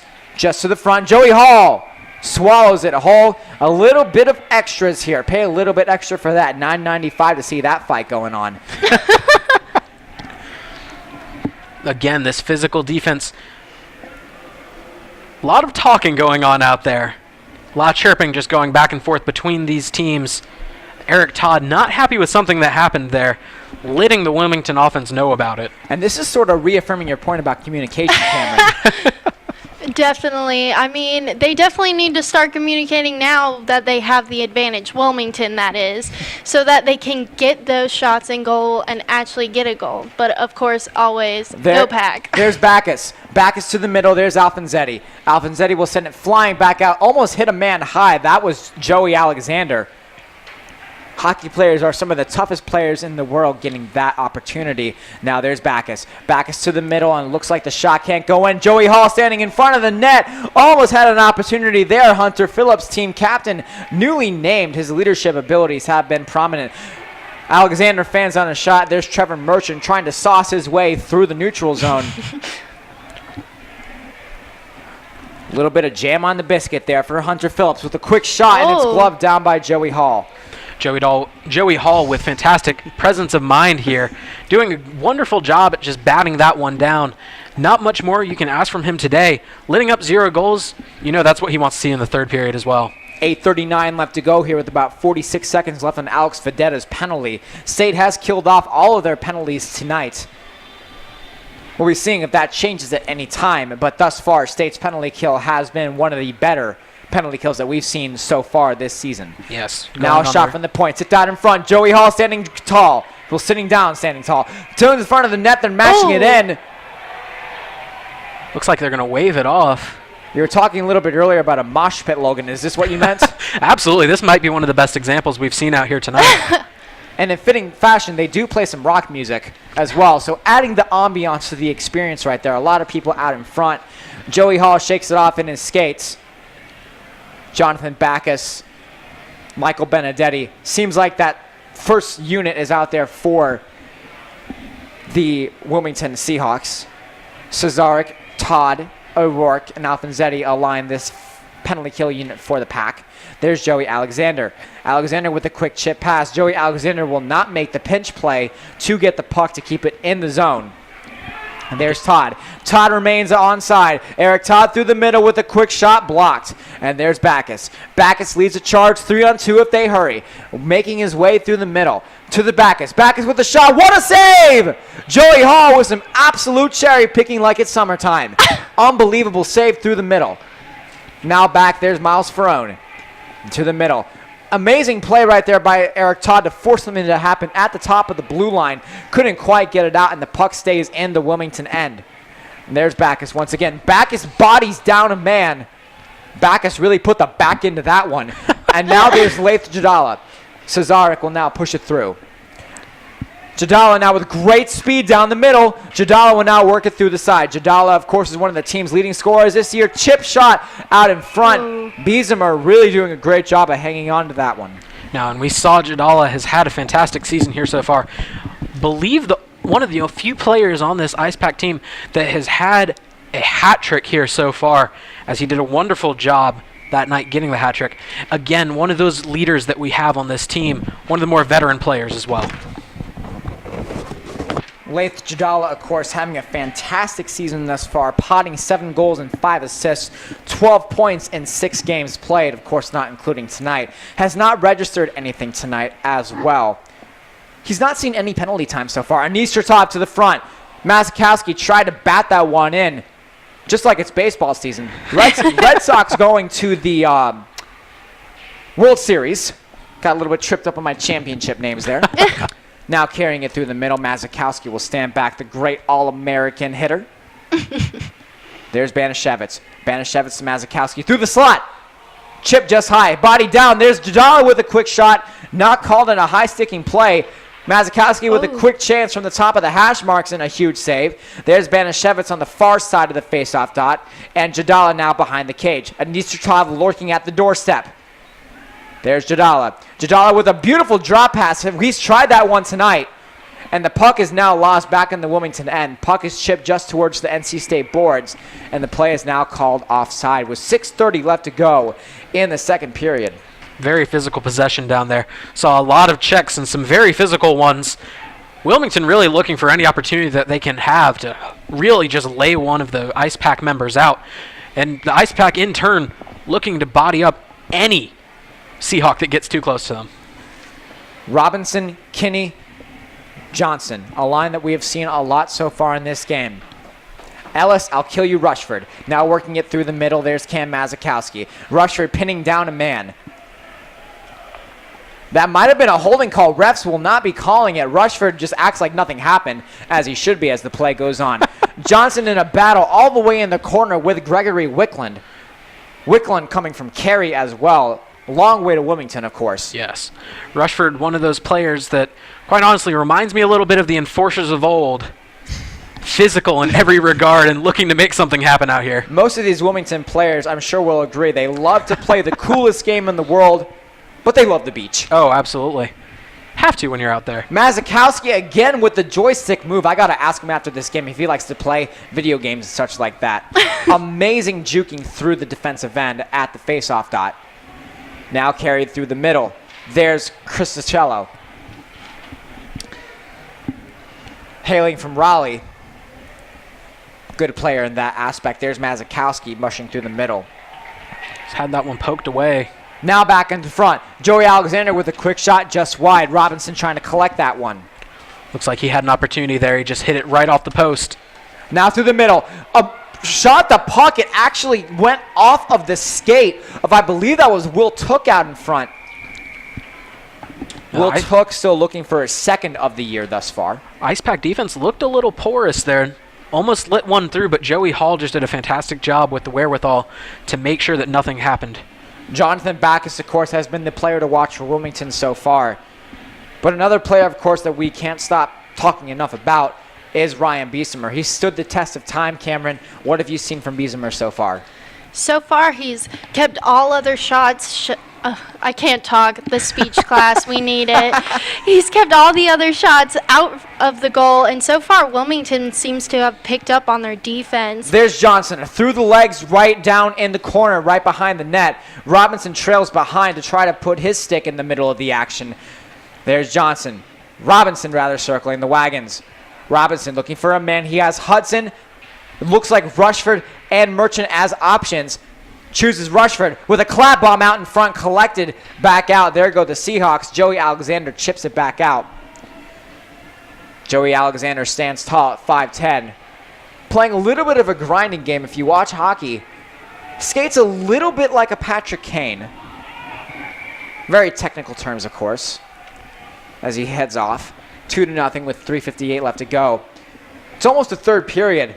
Around this point of the game, it seems like the game has shifted a lot towards State, Logan. Absolutely. No, they've proven that they are really the more physical team out here, as this has truly been a test of both teams' physicality, with both teams checking each other quite a bit out here. But the Ice Pack have just taken advantage of the opportunities that they've gotten. And although Bessemer has played a fantastic game for the Seahawks, really, if the offense is just clicking, there's not much you can do. It is almost 10:30 on this late Friday night. We really want to thank you for watching this game, supporting the guys in red and white, and of course supporting us broadcasters here at PackTV. We couldn't be doing this without you viewers, so a huge kudos to you for tuning into this one. I know that my voice sometimes gets a little bit unbearable, but trust me, it means a lot to all of us. There's Parker Cesarek through the middle of the neutral zone. Davis Hudson will now carry it through. Cesarek now back in his own end. Won the fastest skater competition just a few short weeks ago at the ACCHL tournament. Stephen Russell tournament, rather. Skills competition. Getting my championships mixed up once again. Alfanzetti pins a man in the far corner alongside the Wilmington end. Sticks hacking and whacking through the middle. Chip play, Hudson at the point. His partner in Devin Halka will send it all the way back. Lineups have changed just a bit. I don't believe Halka was on the line with Hudson to begin with, but Halka as well has a goal and 2 assists this year. And Davis Hudson has a goal and 3 assists. So maybe that line was formed together there, Logan, to actually try to spark some more offensive production alongside their shutdown defense. Yes, absolutely. Having all those players, again, the versatility that you can count on between all of these different lines. Vedetta with a quick shot, looking for his first, can't get it past Biesemer. Vedetta thrown down like the WWE. Looks like Benedetti really had him dead to rights there. Vedetta just being thrown all over the ice tonight. A common target for the Seahawks as the Brass Bonanza now plays in the Iceplex here. Some interesting folklore about that. That was the goal song for the Hartford Whalers shortly before they relocated to the Carolinas. And of course, with Wade Minter partially controlling some of the music being played, I know for a fact he loves that song, so it's good for him to hear that one.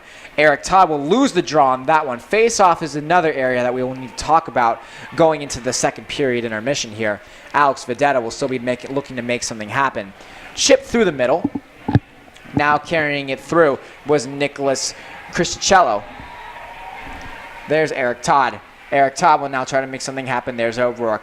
O'Rourke will now fly it up to Costigan. Costigan now spears it through to the neutral zone. There's Vedetta. Vedetta with a quick wrister decides to throw down a man in Benedetti instead of searching for the puck. Biesemer loses the puck side of it. Vedetta through the slot, can't get the shot off, and there's Costigan. Costigan back up to the point, no Rourke. Vedetta now back in the corner. There was Costigan. Eric Mura now with a quick shot out in front. Vedetta shakes his head in frustration. He couldn't get the tip on that play. And now Todd back on the ground. Vedetta behind the net. There's Benedetti. 4-4, Benedetti to Mura. Mura will miss that one. Mura still looking for his first of the season. There's O'Rourke. O'Rourke now will throw it to Jadala. Laith Jadala now through the middle with great speed. Jadala over to Banashevitz, can't find anything. Mura with a quick shot blocked out in front. Jadala now again with the between the legs pass tipped out in front. Banashevitz still looking for another goal so far, his 7th of the year. Jadala decides to make room for Banashevitz, finds O'Rourke. O'Rourke misses that one just in the middle of the slot, and Eric Mura will need to settle it down after that one. Jadala has had some incredible passes here tonight. Just behind his back, between the legs. really trying to make things happen for his teammates here. There's Laith Jadala. Jadala now chips it alongside the boards into the corner against Michael Benedetti. Benedetti has been used a lot by head coach Matt Eustace tonight. Rushford with the bomb. Puck was lost in traffic.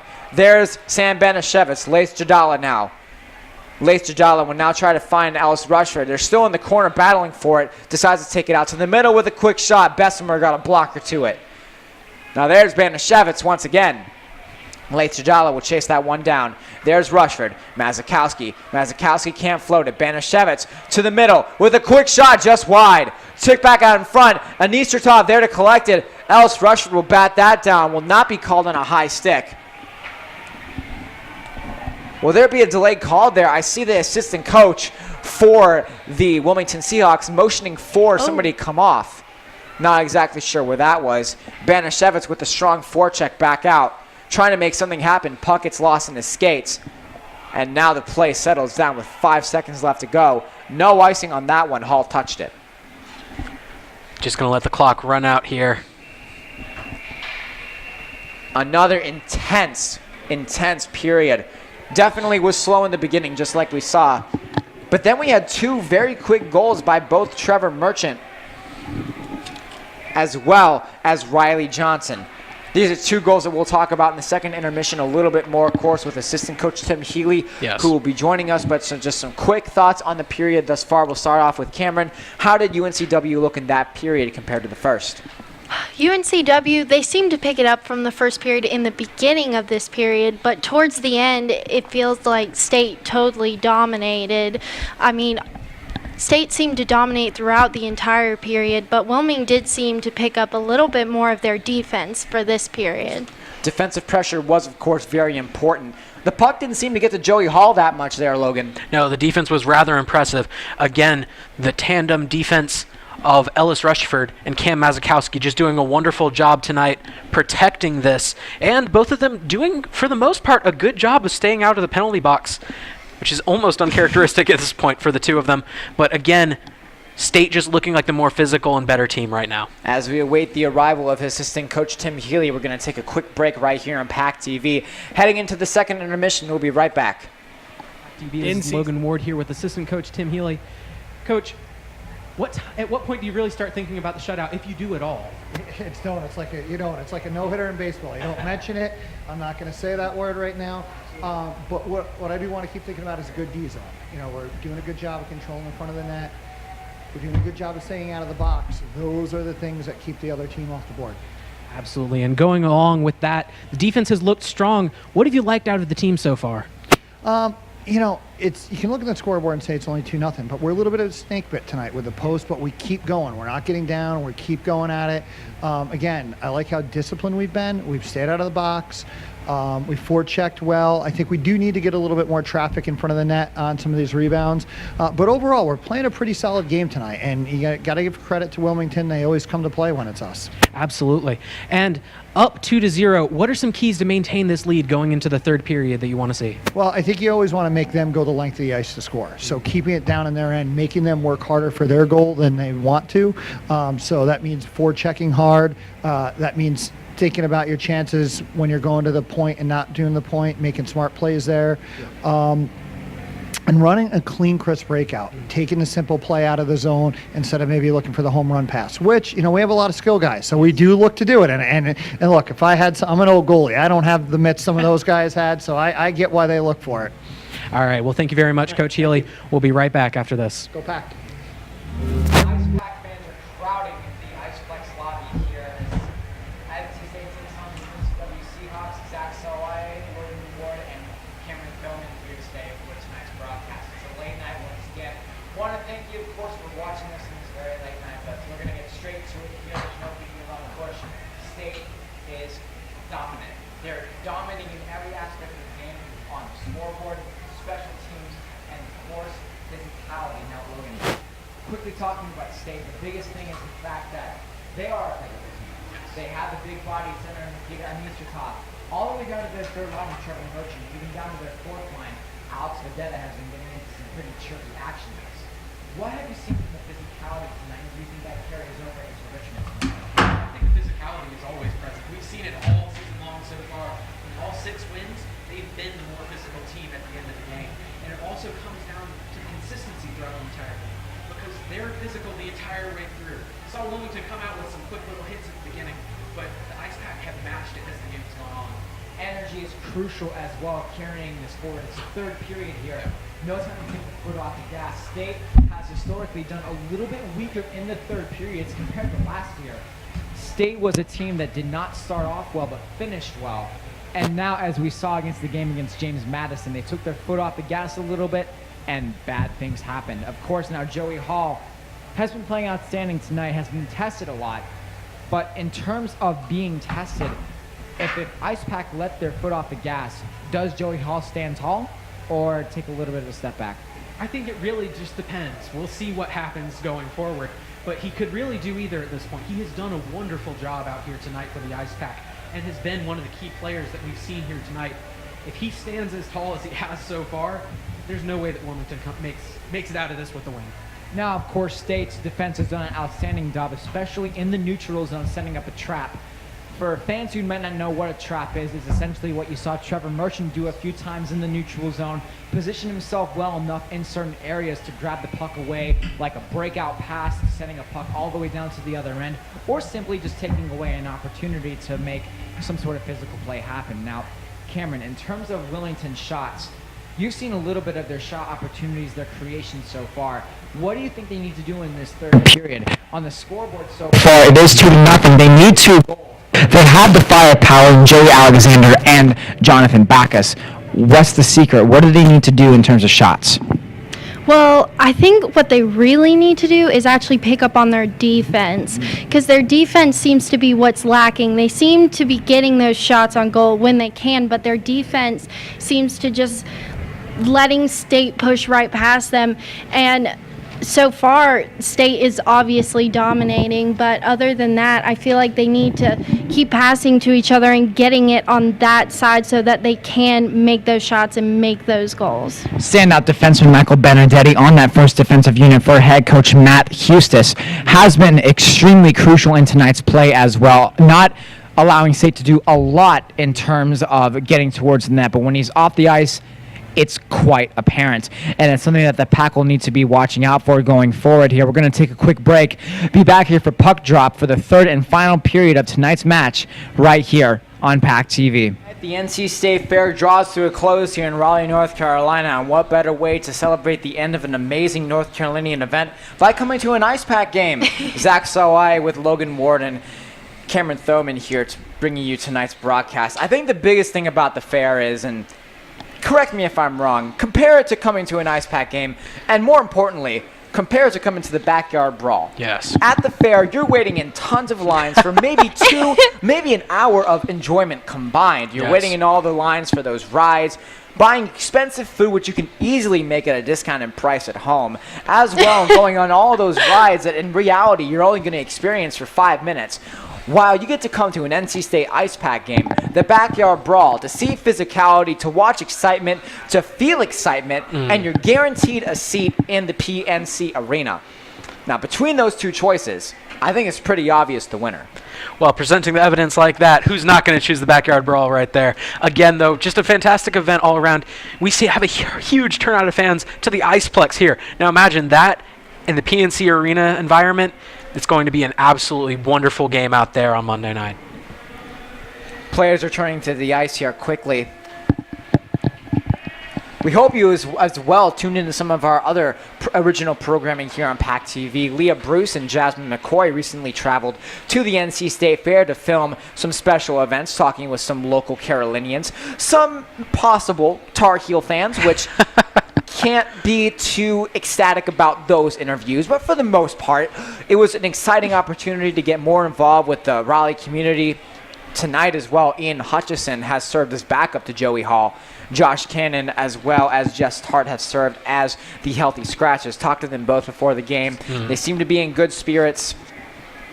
Snacking, of course, on some good food. I didn't see what the food was, but they seem to be very happy and in good spirits about it. So. Absolutely. They've got nothing to be mad about. They did fantastic in the games that they played in so far, as have all the goalies, really. But more importantly, who do you see getting the start tomorrow against Richmond? It is a road game, and in terms of that as well, it's a non-conference game. Who do you see? I'm not really sure who I see, honestly. I could see any of the other goalies making a start here. Joey Hall might need a little bit of a rest after doing a fantastic job here tonight. You might want to rest him so he's got fresh legs for those conference games that you really care about in terms of points. If he puts out as good a showing as he's shown here going into the third period. But honestly, I could see Hutchison, I could see Tart, I could see even Cannon getting the start. It really just depends on what they're feeling that day. Of course, that decision will be made by goaltending coach Alex Rossetto. Coach Gazzillo just oversees the entire operation. Of course, Coach Gazzillo is the man behind the big, bright, and bushy mustache. If you ask him if he's participating in Movember, most likely he will be saying no. He's not going to shave that thing off. That is for certain, as the puck is trapped well in the middle of the neutral zone. Carrying it was Hunter Phillips. Now back to the middle, there goes Wicklund. Wicklund will now chip in Jacob Bowers now. Looks like that's the second line for the Wilmington Seahawks, and maybe the first. But then again, both of these teams, once again, do not practice the same sort of skill on each line unit, but rather what just gels the best. Sam Banashevitz broke up a pass right there to Jacob Bowers. Puck is sent flying back out. Lace Jadala now back on the forecheck. Nikita Anistratov now working it through the middle. Anistratov now can't quite get that one. There's Lace Jadala. Jadala through the middle, now working it through the zone. Jadala again with the quick, silky moves. There's Mira. Now sending it back. There goes Backus. Backus now to the middle, to the front. Just wide of Joey Hall. Almost went in right there.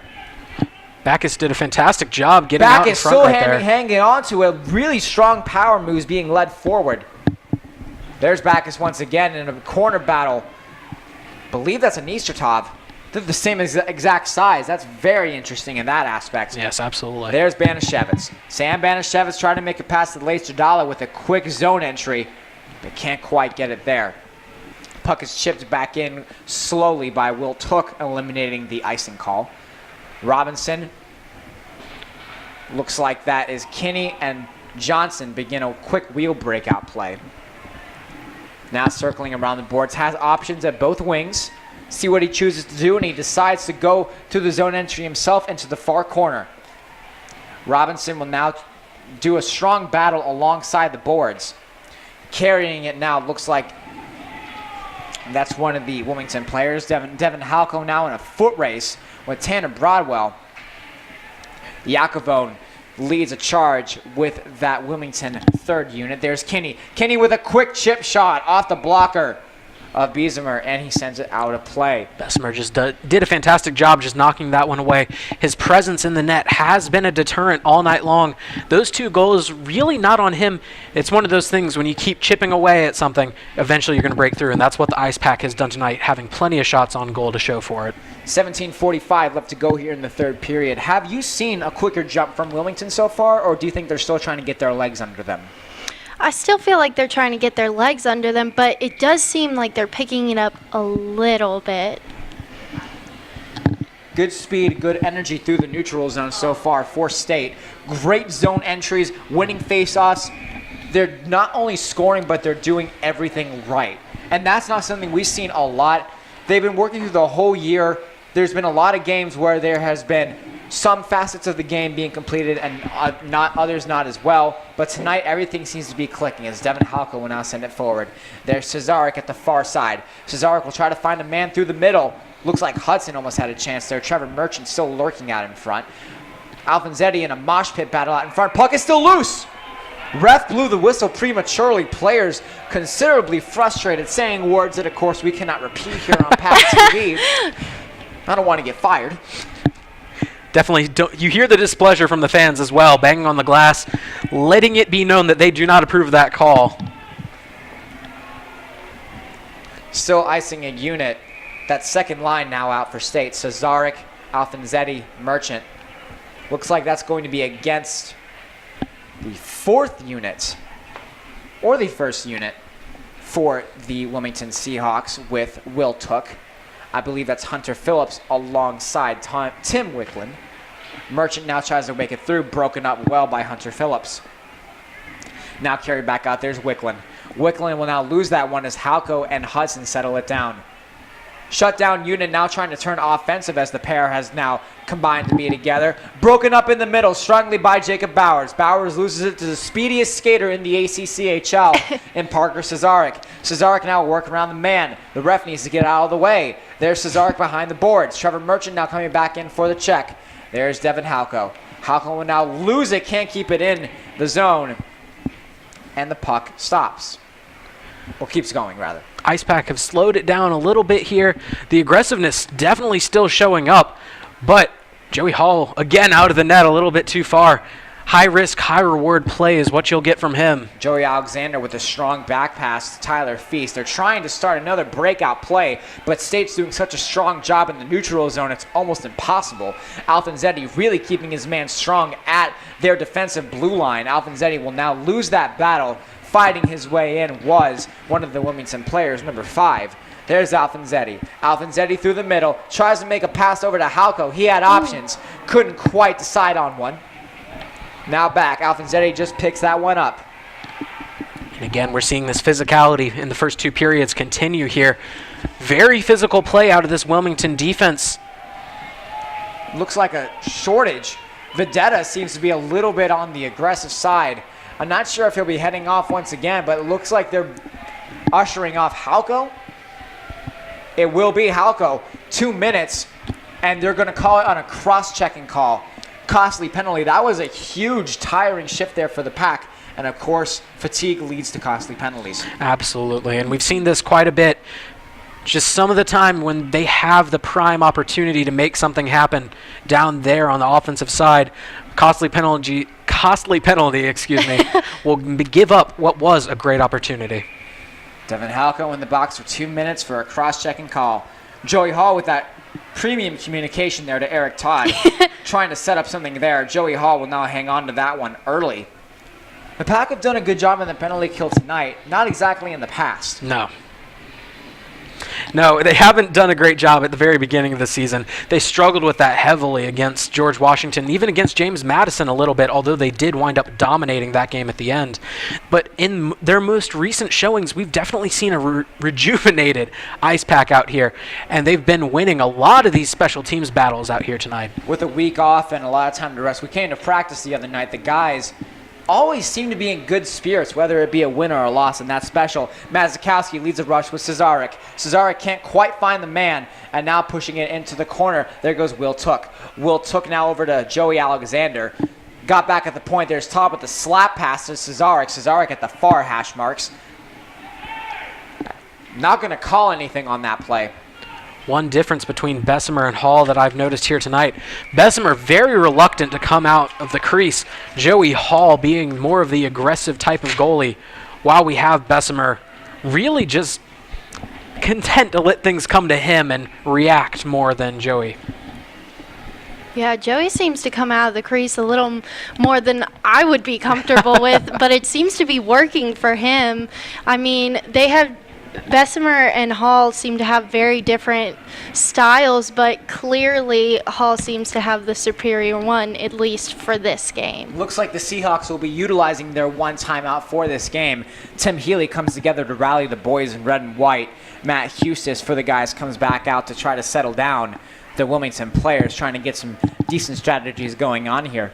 For the most part, they just want to make sure this power play just gets something going here. They haven't been able to get much of anything. No, they haven't been able to convert on any of their power plays here tonight. The penalty kill, penalty kill for the Ice Pack has been quite effective for them. Logan, don't worry. I'll pay your ticket for the speech class. It's not a problem there. Now, as Bessemer returns to the cage, Alfanzetti, Merchant, Mazikowski, and Rushford will now ice the Ice Pack first-line PK unit. And now back on for the Seahawks on the power play, back in their own end. Looks like it's going to be Jonathan Backus, flanked well by Hunter Phillips, who's taken the face-off team captain, alongside Will Took. On defense, there's the ever-so-mentioned Michael Benedetti. Alongside him, of course, Joey Alexander. They got Alexander on defense, employing their one defenseman unit on the power play. They got 4 forwards on this one. A little bit dangerous in terms of if the Ice Pack have an offensive penalty kill, which they do, icing one of their faster, more grittier skaters in Alfonsetti and Trevor Merchant. Strong defense in Rushford and Mazikowski. Backus now behind the cage. Now there goes Benedetti with a quick shot blocker save by Joey Hall. And there's a breakout. Mazikowski springs Trevor Merchant. Trevor Merchant now will try to make something happen. Can't quite do it. Great interception there by Will Took. Will Took with good speed. A good zone entry now through the middle. Tried to make an interesting saucy play. Puck is squittered back out into the neutral zone. And now held back at the hash marks. Now with great speed. Looks like it's going to be a solo wax for Hunter Phillips. Phillips with a shot just wide. A little bit of a dump and chase play. There's Benedetti into the corner. Now back in the corner. Backus and Mura just standing there. Huge backhand shot. No luck on that one. Banashevitz tried to get a breakout off of that play. Penalties over. Jadala came on for Devin Halko. There's Benedetti with a quick shot. Body down by Mura. 4-on-4 action. Literally the numbers. Joey Hall swallows it whole.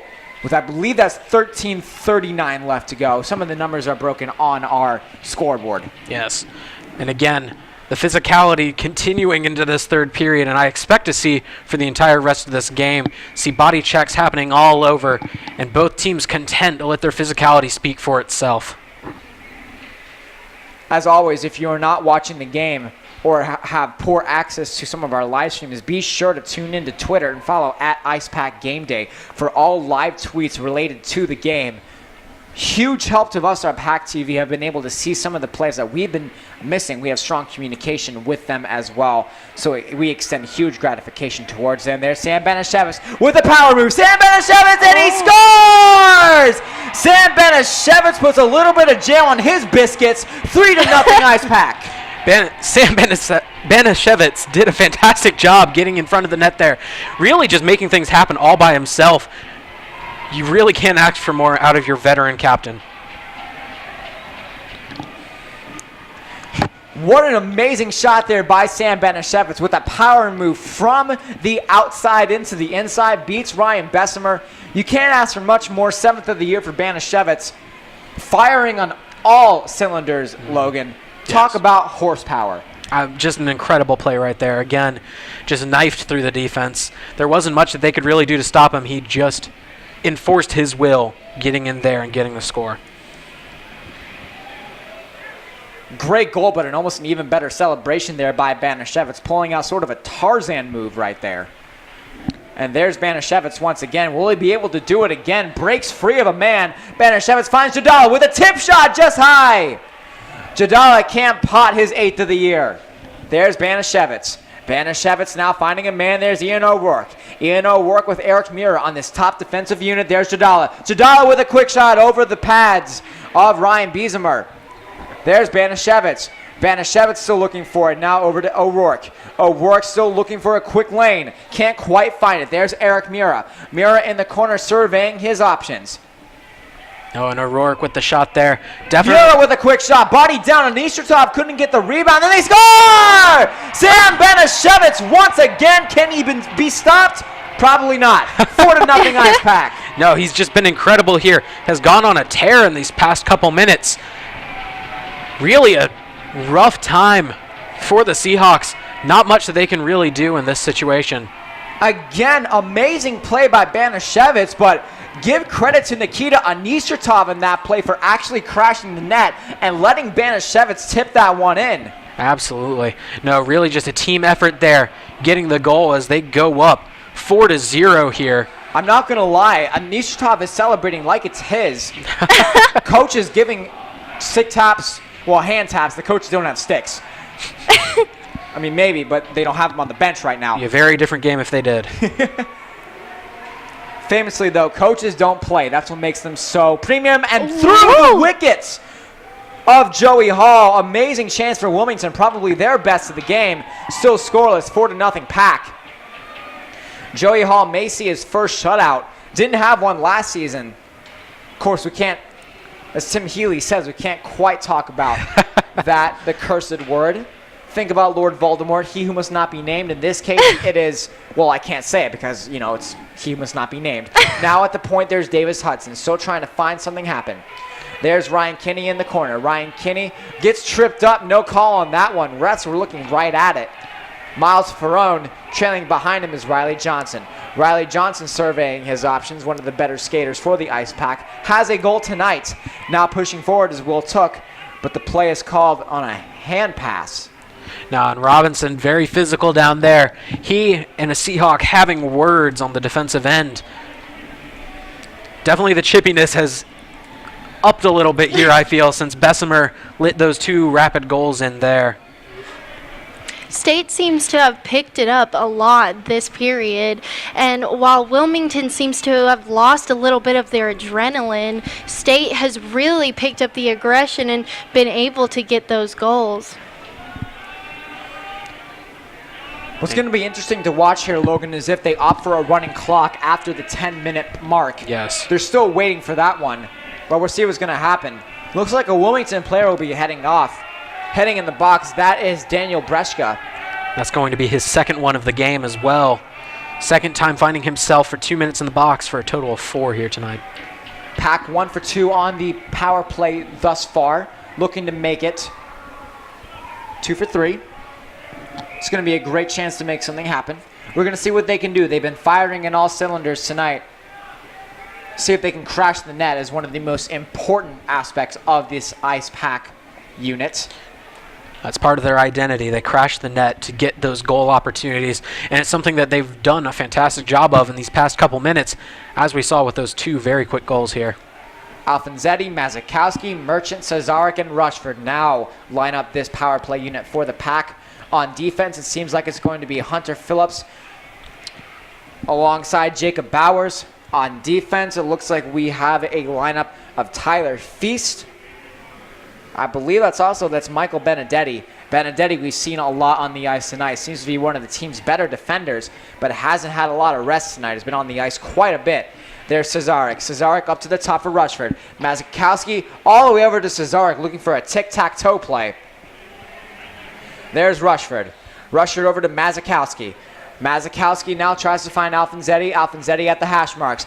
Mazakowski over to Rushford. Over to Rushford now. Alfonzetti. Alfonzetti with a quick shot and a huge save by Ryan Bessemer, and he can't find it. Looks like he lost that one in the interior of his glove there.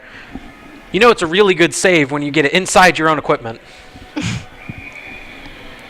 At least his equipment will be bringing home a souvenir tonight. Just coming home here with a few pens and a few pieces of paper.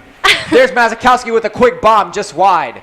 Trevor Merchant tries to find it, but Benedetti will not get the clear. Mazakowski held it in.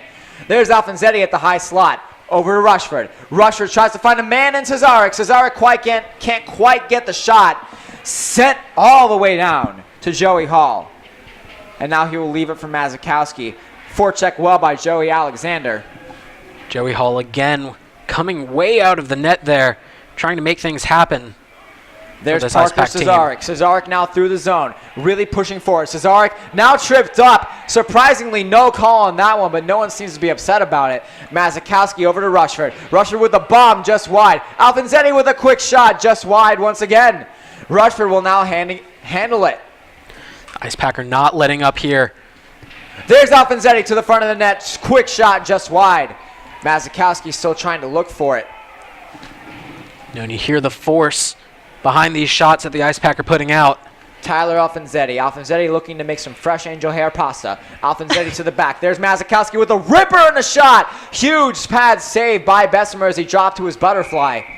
Puck is now sent out of play. Deflected. No delay game on that one. 7 seconds left to go. Seems as if the Pack will go 1 for 3 on the power play. Yeah, despite that, they've done a fantastic job. Again, being up 4-0, they've only needed the power play for one of those here tonight. Can't ask for more out of your offense, really. They've done a fantastic job and came out guns blazing here in the third period. An interesting lineup now sending Matt Costigan on the power play. Seems as if Coach Gazilla was preparing for the power play to end, so he sends out one of his more trustworthy sort of settle it down lines. And there's Eric Mura. Eric Mura now to Alex Vedetta. Vedetta now with a spring pass to Costigan. Costigan wheels it through. Body down by Michael Benedetti. Some words will be exchanged. Costigan seems to be okay. Had the wind taken out of him, he'll head off for some repairs. Now Benedetti with a shot patted down by Joey Hall. Joey Hall just doing the best he can with that presence in there. Did a fantastic job of not letting anything happen. Banashevitz now on for that fourth line for the Pack. Eric Todd on that unit as well. Eric Todd and Banashevitz are not unfamiliar. Played on a line for the majority of last year. Will Bieberdorf played on the first line for a lot of Banishevitz's career. Bieberdorf, coming back from injury, played on the second line for the Pack. Eric Todd's got to protect his teeth, lost his mouth guard. There's O'Rourke. O'Rourke tried to find Vedetta crashing the net, still couldn't get it. Now crashing forward. There's Anistertov. Anistertov in the boards. Anistertov gets slipped up a little bit. And the puck is cleared back out. Physicality has definitely held still. Can't say enough. The chippiness that you can really tell is out there on the ice right now. Players, no love lost between these two teams. Saw Bessemer get frustrated down there with the referee. Felt like that second goal really shouldn't have had anything happen. There's Anistertov losing the draw, just shot out wide. Joey Hall couldn't see it through that rush hour I-40 traffic, as North Carolinians know for sure. Back out in front, in the middle of the crease. Can't quite get it. O'Rourke now springs Banashevitz. Banashevitz, there he goes. Will he get it? Sam Banashevitz, he scores! Did me an active grease and call me slick. What a goal by Sam Banashevitz. And it's a hat trick. It appears to be so. Those 3 goals all in the third period here. Absolutely incredible pickup from Sam Banashevitz here in this period. 5-0 now for the Pack. 7:47 left to go. This game, look, and I don't want to jump to conclusions, but can we say this game is over just yet? You can't say it just yet. Even though it's a 5-0 lead, we've seen crazier things happen. Still 7 minutes and 47 seconds remaining here in this third period. Anything can really happen out here on the ice. There's Leith Jajala now working through the middle of the zone. Handled well by number 5 from the UNC Wilmington Seahawks. Banashevitz with 3 on the night. There it goes. Miles Ferrone with a quick shot. Anistertov still trying to find it. There's Devin Halko. Now just around the boards. Jadala still trying to find it in the corner. Halko now chips it off his skate. There's Anistertov. Anistertov trying to find a crashing Leith Jadala. Jadala still couldn't get anything right there. And Miles Ferrone will settle it down. Wilmington's really got to pick it up if they want to catch up at all, but State just keeps dominating and keeps getting back down this side of the ice. There's Banashevitz. Banashevitz to the front, defended well. Back checking there, done extraordinarily well by UNC Wilmington. Banashevitz will try to get it. Puck goes out of play, and a fan gets a souvenir. Ref takes it back. It's sort of like your mom taking away a toy you just picked up at Toys R Us. That's the worst. Shout out to my mom. Of course, things that we can all agree on. As well, I wanted to give a quick shout out to somebody that I met briefly before the game. A kid by the name of Kyle, I believe. He's somebody very special that I talked to before the game. Plays a lot of hockey, plays a lot of youth hockey as well. Wanted to give him a quick shout out.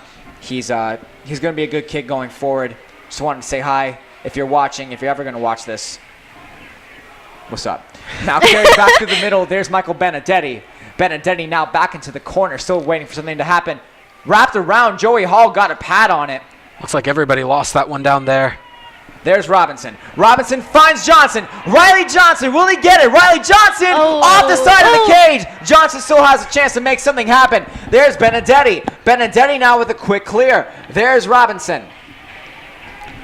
Robinson now with a battle with Johnson, his own man. 2 stuck in the corner. There's Robinson. Robinson powers to the front. Robinson shoved off on the play, tripped up. No fighting going on so far, but the fans are in appeasement so far. No, again, the physicality, you can't talk enough about it. You see how much it impacts this game. The hit's really taking a toll on these players, and you have to wonder what the fatigue is going to be like going forward. One thing for sure is the fatigue of the fans watching tonight. We hope you are tuning in and relaxing. This has been an intense game. It's late at night. It's Friday night, end of a long week. You would think you'd be relaxing, but no, you're watching a very intense hockey game, so kudos to you. There's Cam Mazikowski now back at the neutral zone. Now carried strongly through. There goes Will Took. Will Took on the year hasn't been terribly productive.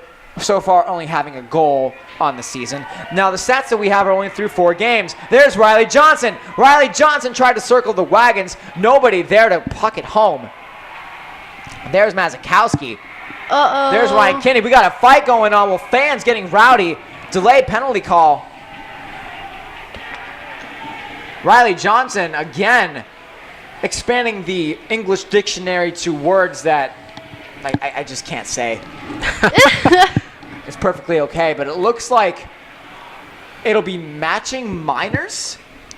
Yeah, it will be matching minors. Looks like I see going off Joey Alexander and Riley Johnson. 2 players that skate and play very similarly. Yes. Just a little bit too physical there. Johnson with the retaliatory shove in the back. Well, wanted to give a quick shout out, of course, to everybody making this game happen. Head coach Mike Gazzillo, assistant coaches Tim Healy and Alex Rossetto, alongside Matt Hustis and his assistant coach Tony McCabe. Also, a big shout out to the PackTV broadcast crew who's here tonight, staying up into the late hours, making sure this game goes smoothly for all the state fans out there, trying to make sure their college hockey fantasy stats are up to date. Alongside that, Wade Minter, who is standing in the penalty box between the 2 players who are saying language that, well, cannot be allowed in a PG environment. Now carried back through. There's the Wilmington skater. Again, a lot of people going to making these games happen, so give kudos to whoever you see from the Ice Pack family. And now carried back through. There goes Will Took. Will Took looking for his 2nd of the year. Now batted through. There they go. Can't quite get it. Mazikowski bodies down a man. Eric Todd trying to make something happen. Hopping over a player. Talk about a jungle gym. Now carried through the neutral zone. Ellis Rushford whacks down a man. And now carry back on defense at Christopher Schwartz. Schwartz will now throttle it ahead. That's Hunter Phillips. Now Mazikowski. Mazikowski hooked. And the refs will call that one. We'll see 4-on-3 action in just a little bit. Both of the refs' arms went up on that one. There's Rushford. Rushford will try to send it over. There's Mazikowski. Mazikowski with a bomb. With a quick shot. Save off a shot by Jadala with the rebound. He scores! But the play stopped. They won't count it. An incredible play there from the Ice Pack. Taken away too soon by these referees. Not much you can really do there. They did everything perfectly, but looks like the referees are going to call it there. Lace Jala almost had, I believe, his 7th of the year. He's been really searching for some goals. Sam Benishevitz, knowing his personality, would probably love to give up some of his. I talked to him a lot during the offseason, and he's told me consistently that he doesn't care about his All-Star nomination. He's told me himself that it's cool, but he doesn't want the All-Star. He wants to win the ACCHL tournament with a quick arm. He scores! Laith Jadala. Is there none better? Probably not. 6-0 Ice Pack. Jadala just getting another power play goal there for the Ice Pack. Incredible job here tonight from the entire offense. You can't ask for much more. They've just done everything correctly. Laith Jadala, I believe Eric Todd won the draw on that faceoff, so it's safe to say the assist will go to him. Eric Todd, as we've talked about before, was the first-line center last year. Not terribly productive, but going into this year, he has seen vast improvements in playing his overall game. It seemed a little bit out of place on that line with Banishevitz and Jimenez, but has found his niche with the team. 6-0 left to go. 4:18 left to go in the period. Matching penalties for Johnson and Joey Alexander are still waiting. Count that as a power play goal as well. It was a 4-on-3 for just a little bit. That'll be the Ice Pack going now 2 for 4. Yes. 50%. Special teams are doing outstanding. Sam Benishevitz, of course, playing the lawyer of the situation, speaking on behalf of his team. But to quickly talk about the road ahead for UNC Wilmington, of course, doesn't get any easier, facing off against Carolina Division opponents. And if tonight's performance means anything here, Cameron, what's going to be the biggest keys for them going forward? Do they need to shake this one off? Do they need to look back at what they did? Or do they just really need to go into the next game and think this is a brand new game, not even think about the last one?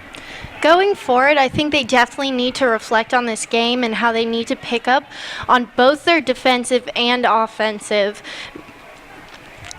Speech class again. I'm looking for the right words. Both of those skills so that they can overall get more shots on the goal, keep those shots out from the opposing team so that they can hopefully get the upper hand in their next game. Again, with 4:18 left to go here, 6-0.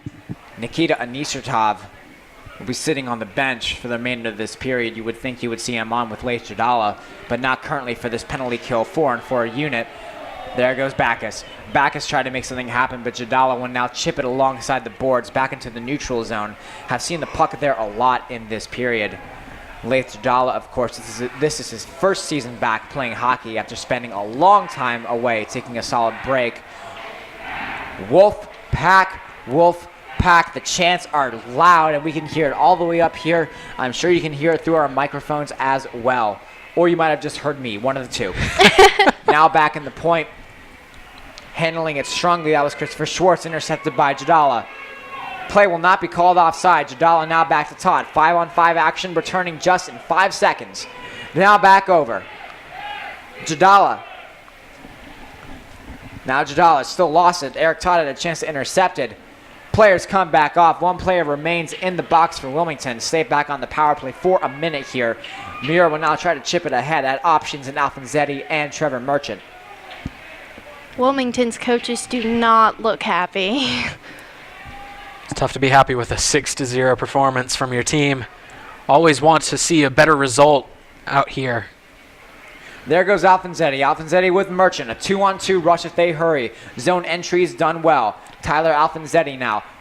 All the way over to Miles Ferrone. Ferrone with over to Alfonzetti. Alfonzetti with the shot. Blocked out in front strongly by Tyler Feast, but play is stopped.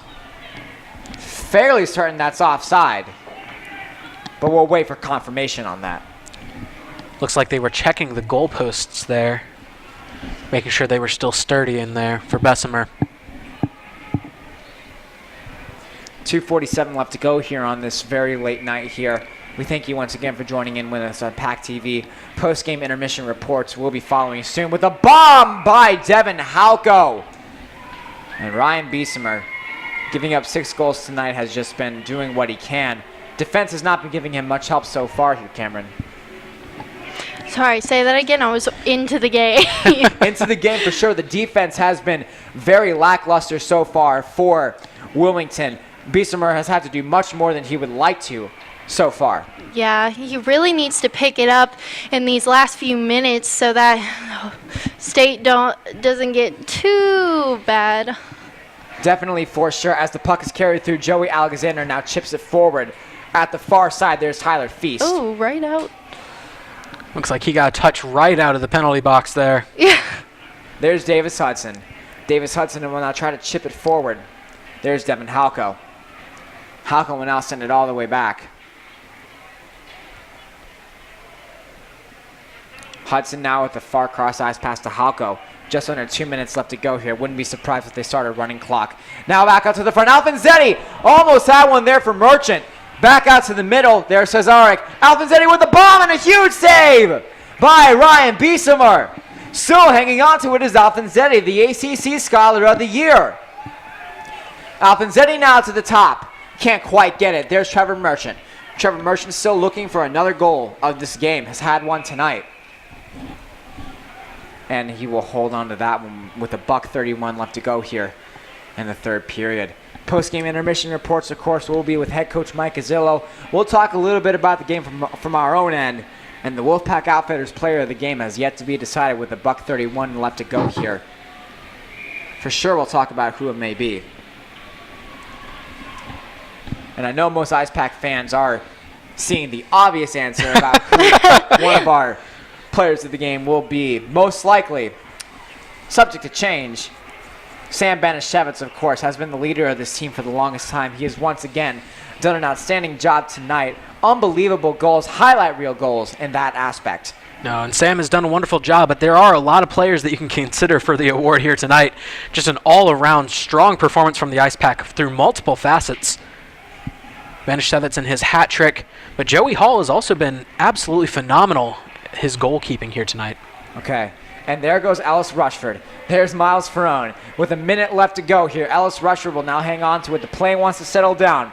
The Ice Pack will go 7-0 on this season, gain another 3 points in the Carolina Division standings, gaining a far lead. In terms of the ACCHL, they only trail Virginia, who has played just a handful more games.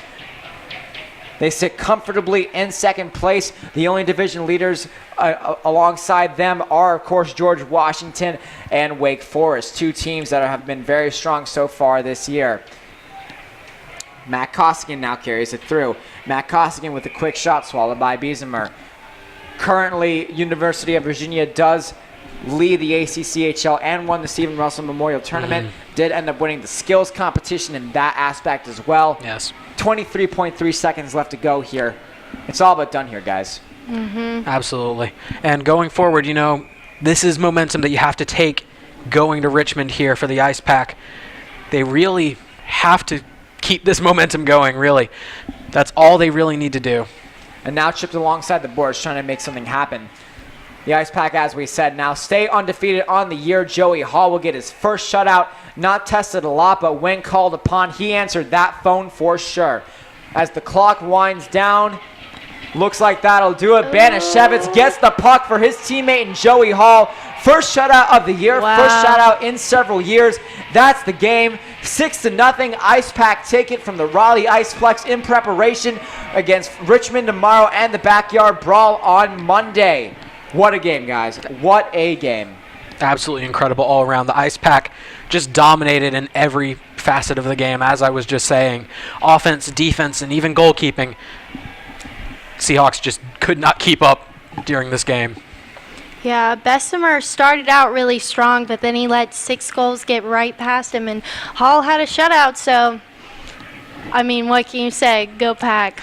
Definitely spirits will be high on the bus ride up tomorrow. Once again, PackTV will not be broadcasting that game on WKNC Radio. We hope to be bringing you some future Ice Pack games, especially on the road trip to the University of Delaware and several other teams there. Our Wolfpack Outfitters player of the game, who else did you expect?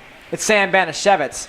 Again and again, Sam Banashevitz continues to show why he's one of the better players in the ACCHL. Of course, head coach Mike Gazzillo will be coming up as well.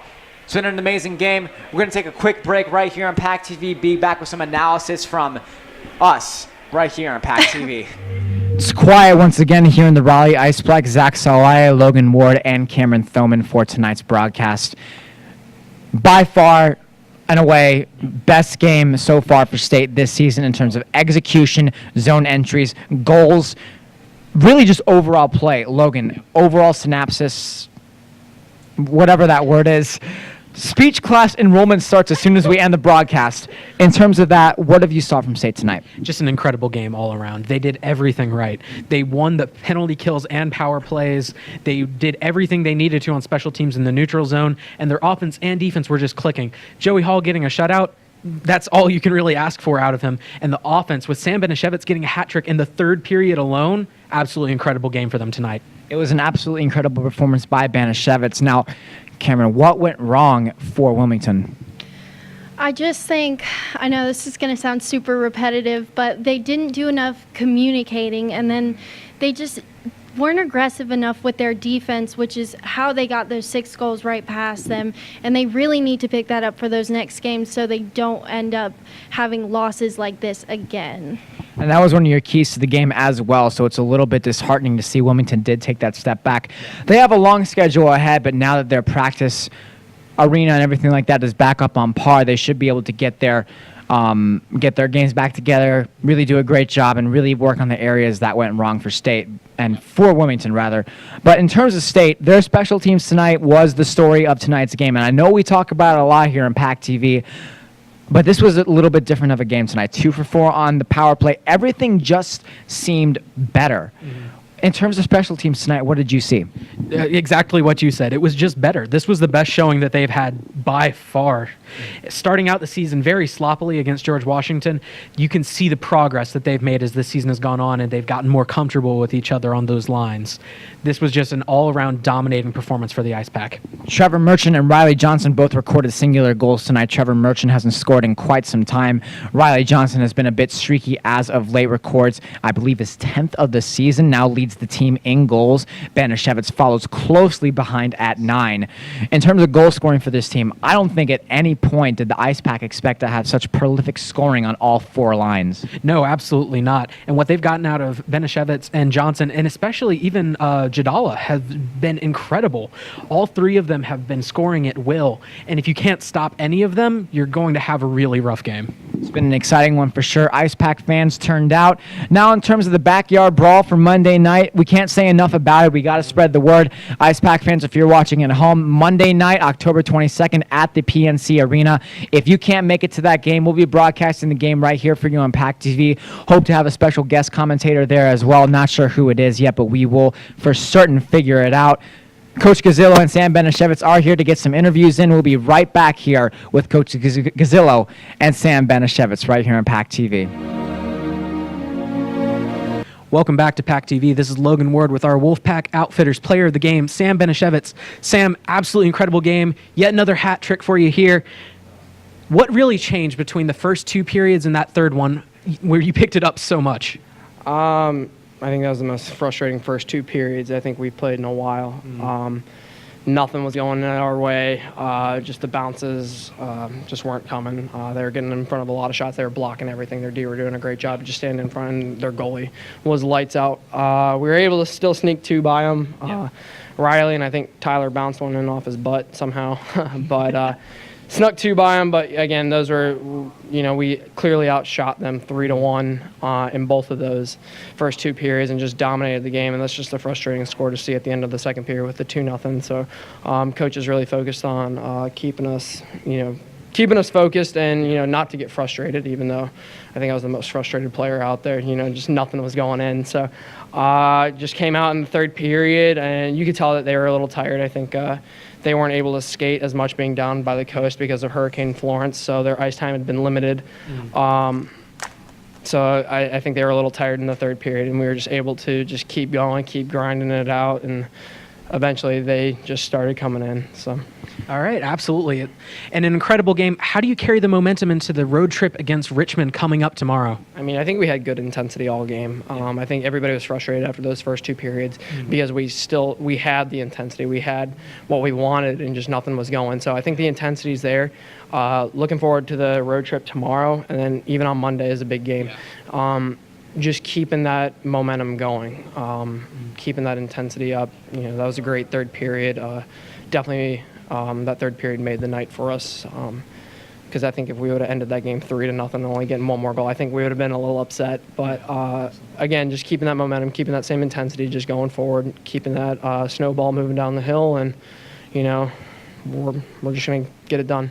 Absolutely. Thank you so much again, Sam. Congratulations on the win. Continuing this undefeated season. We'll be right back here on PackTV with Coach Gazzillo after this. Again, here with the man of the past 3 hours, head coach Mike Gazzillo. Coach, thank you for joining us once again. Thanks for asking me. It's an amazing game tonight. By far your best outing as coach for this season as well. In general, what improvements have you guys talked about going into this game? Because overall, first and second periods were obviously frustrating in terms of capitalizing, but your chances were there. You guys were clicking on all cylinders. Yeah, we had a lot of really good chances, and frustrating is a very good word. I think the players were. We didn't want to go into the locker room and get on them about it, because we just tried to settle them down a little bit, make some better decisions and don't feel as rushed and stuff. And, just go out, shoot, wear them down, and that's what the guys did. And, this was ACC points, which was important to us. So the guys recognized that as well, and they played a great game. Joey Hall, of course, got a shutout tonight. Not tested a lot, but when asked, he stood tall. Told me he's going to be getting the start on Monday night as well. What do you look to see from him going into Monday, especially coming off of this fantastic win? Yeah, I mean, he had a good game. We looked at the shots and where they came from, and a lot of them came from like the higher percentage scoring areas. So although they didn't get a lot of them, they got them from areas where he had to be on point. So it was a good game for him. The guys really rally behind him when he has a good game, and he's in the net on Monday night. And just again, and it's a fourth period, right? It's just the continuation of what we've been doing. And then going alongside that as well, what is the plan for Richmond tomorrow? PackTV will not be traveling up tomorrow. So what is sort of the game plan for tomorrow, the motivation, the message from the guys going into the game tomorrow night?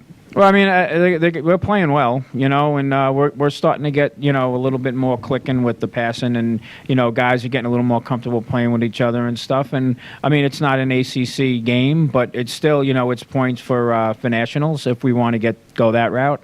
So, it's play for the guys in the room. That's what we keep saying, and it's a pretty tight locker room. So I really don't need to say too much as far as that goes. They're all in it for each other. Trevor Merchant and Riley Johnson were added on the score sheet tonight as well. An amazing performance by them. Trevor Merchant hasn't scored since the West Virginia weekend. What did you see from him tonight, especially suiting his role, sort of that third-line grinder sort of role? Yeah, I mean, he's a little overdue. I've kind of mentioned that to him on a couple of occasions, and he knows it, but he's staying patient with what he's doing, and he's playing his game, and, so the goals will come, but he produces, and he gets out there, and, if he's not getting a goal, he's getting an assist, he's not getting scored on. So, he's doing all the right things, and it'll happen for him. It's going to be a great one for sure, Coach. Monday night, we can't say enough about it. What should the fans know about Monday night, the Backyard Brawl? Most likely the biggest NC State hockey game of the year. Yeah, it's definitely a big game. We got the band coming, so we're all pretty much excited about that. So come on out, bring some friends. $5 donation is what we ask at the door per person, and we could really use the support, and we can really use the, putting the people in the stands and growing college hockey. You get the youth hockey kids come, and, they see that as well, and I think it's good to grow the sport in the area. You heard it from the man himself. Be sure to bring some friends. $5 donations, concessions, and beer will be sold at that game. That's going to rile up a lot of fans for sure. We want to thank you for joining us tonight against UNC Wilmington as the Ice Pack demolished them 6-0. Zach Sawai is signing off for Logan Ward here on PackTV. Be sure to tune in on Monday night if you can't make it to the Backyard Brawl. It's going to be an exciting night no matter what. Be sure to stay tuned on Twitter for any other announcements and updates and things like that. Coach, thank you. Signing off tonight. Thank you once again for joining us here, and God bless.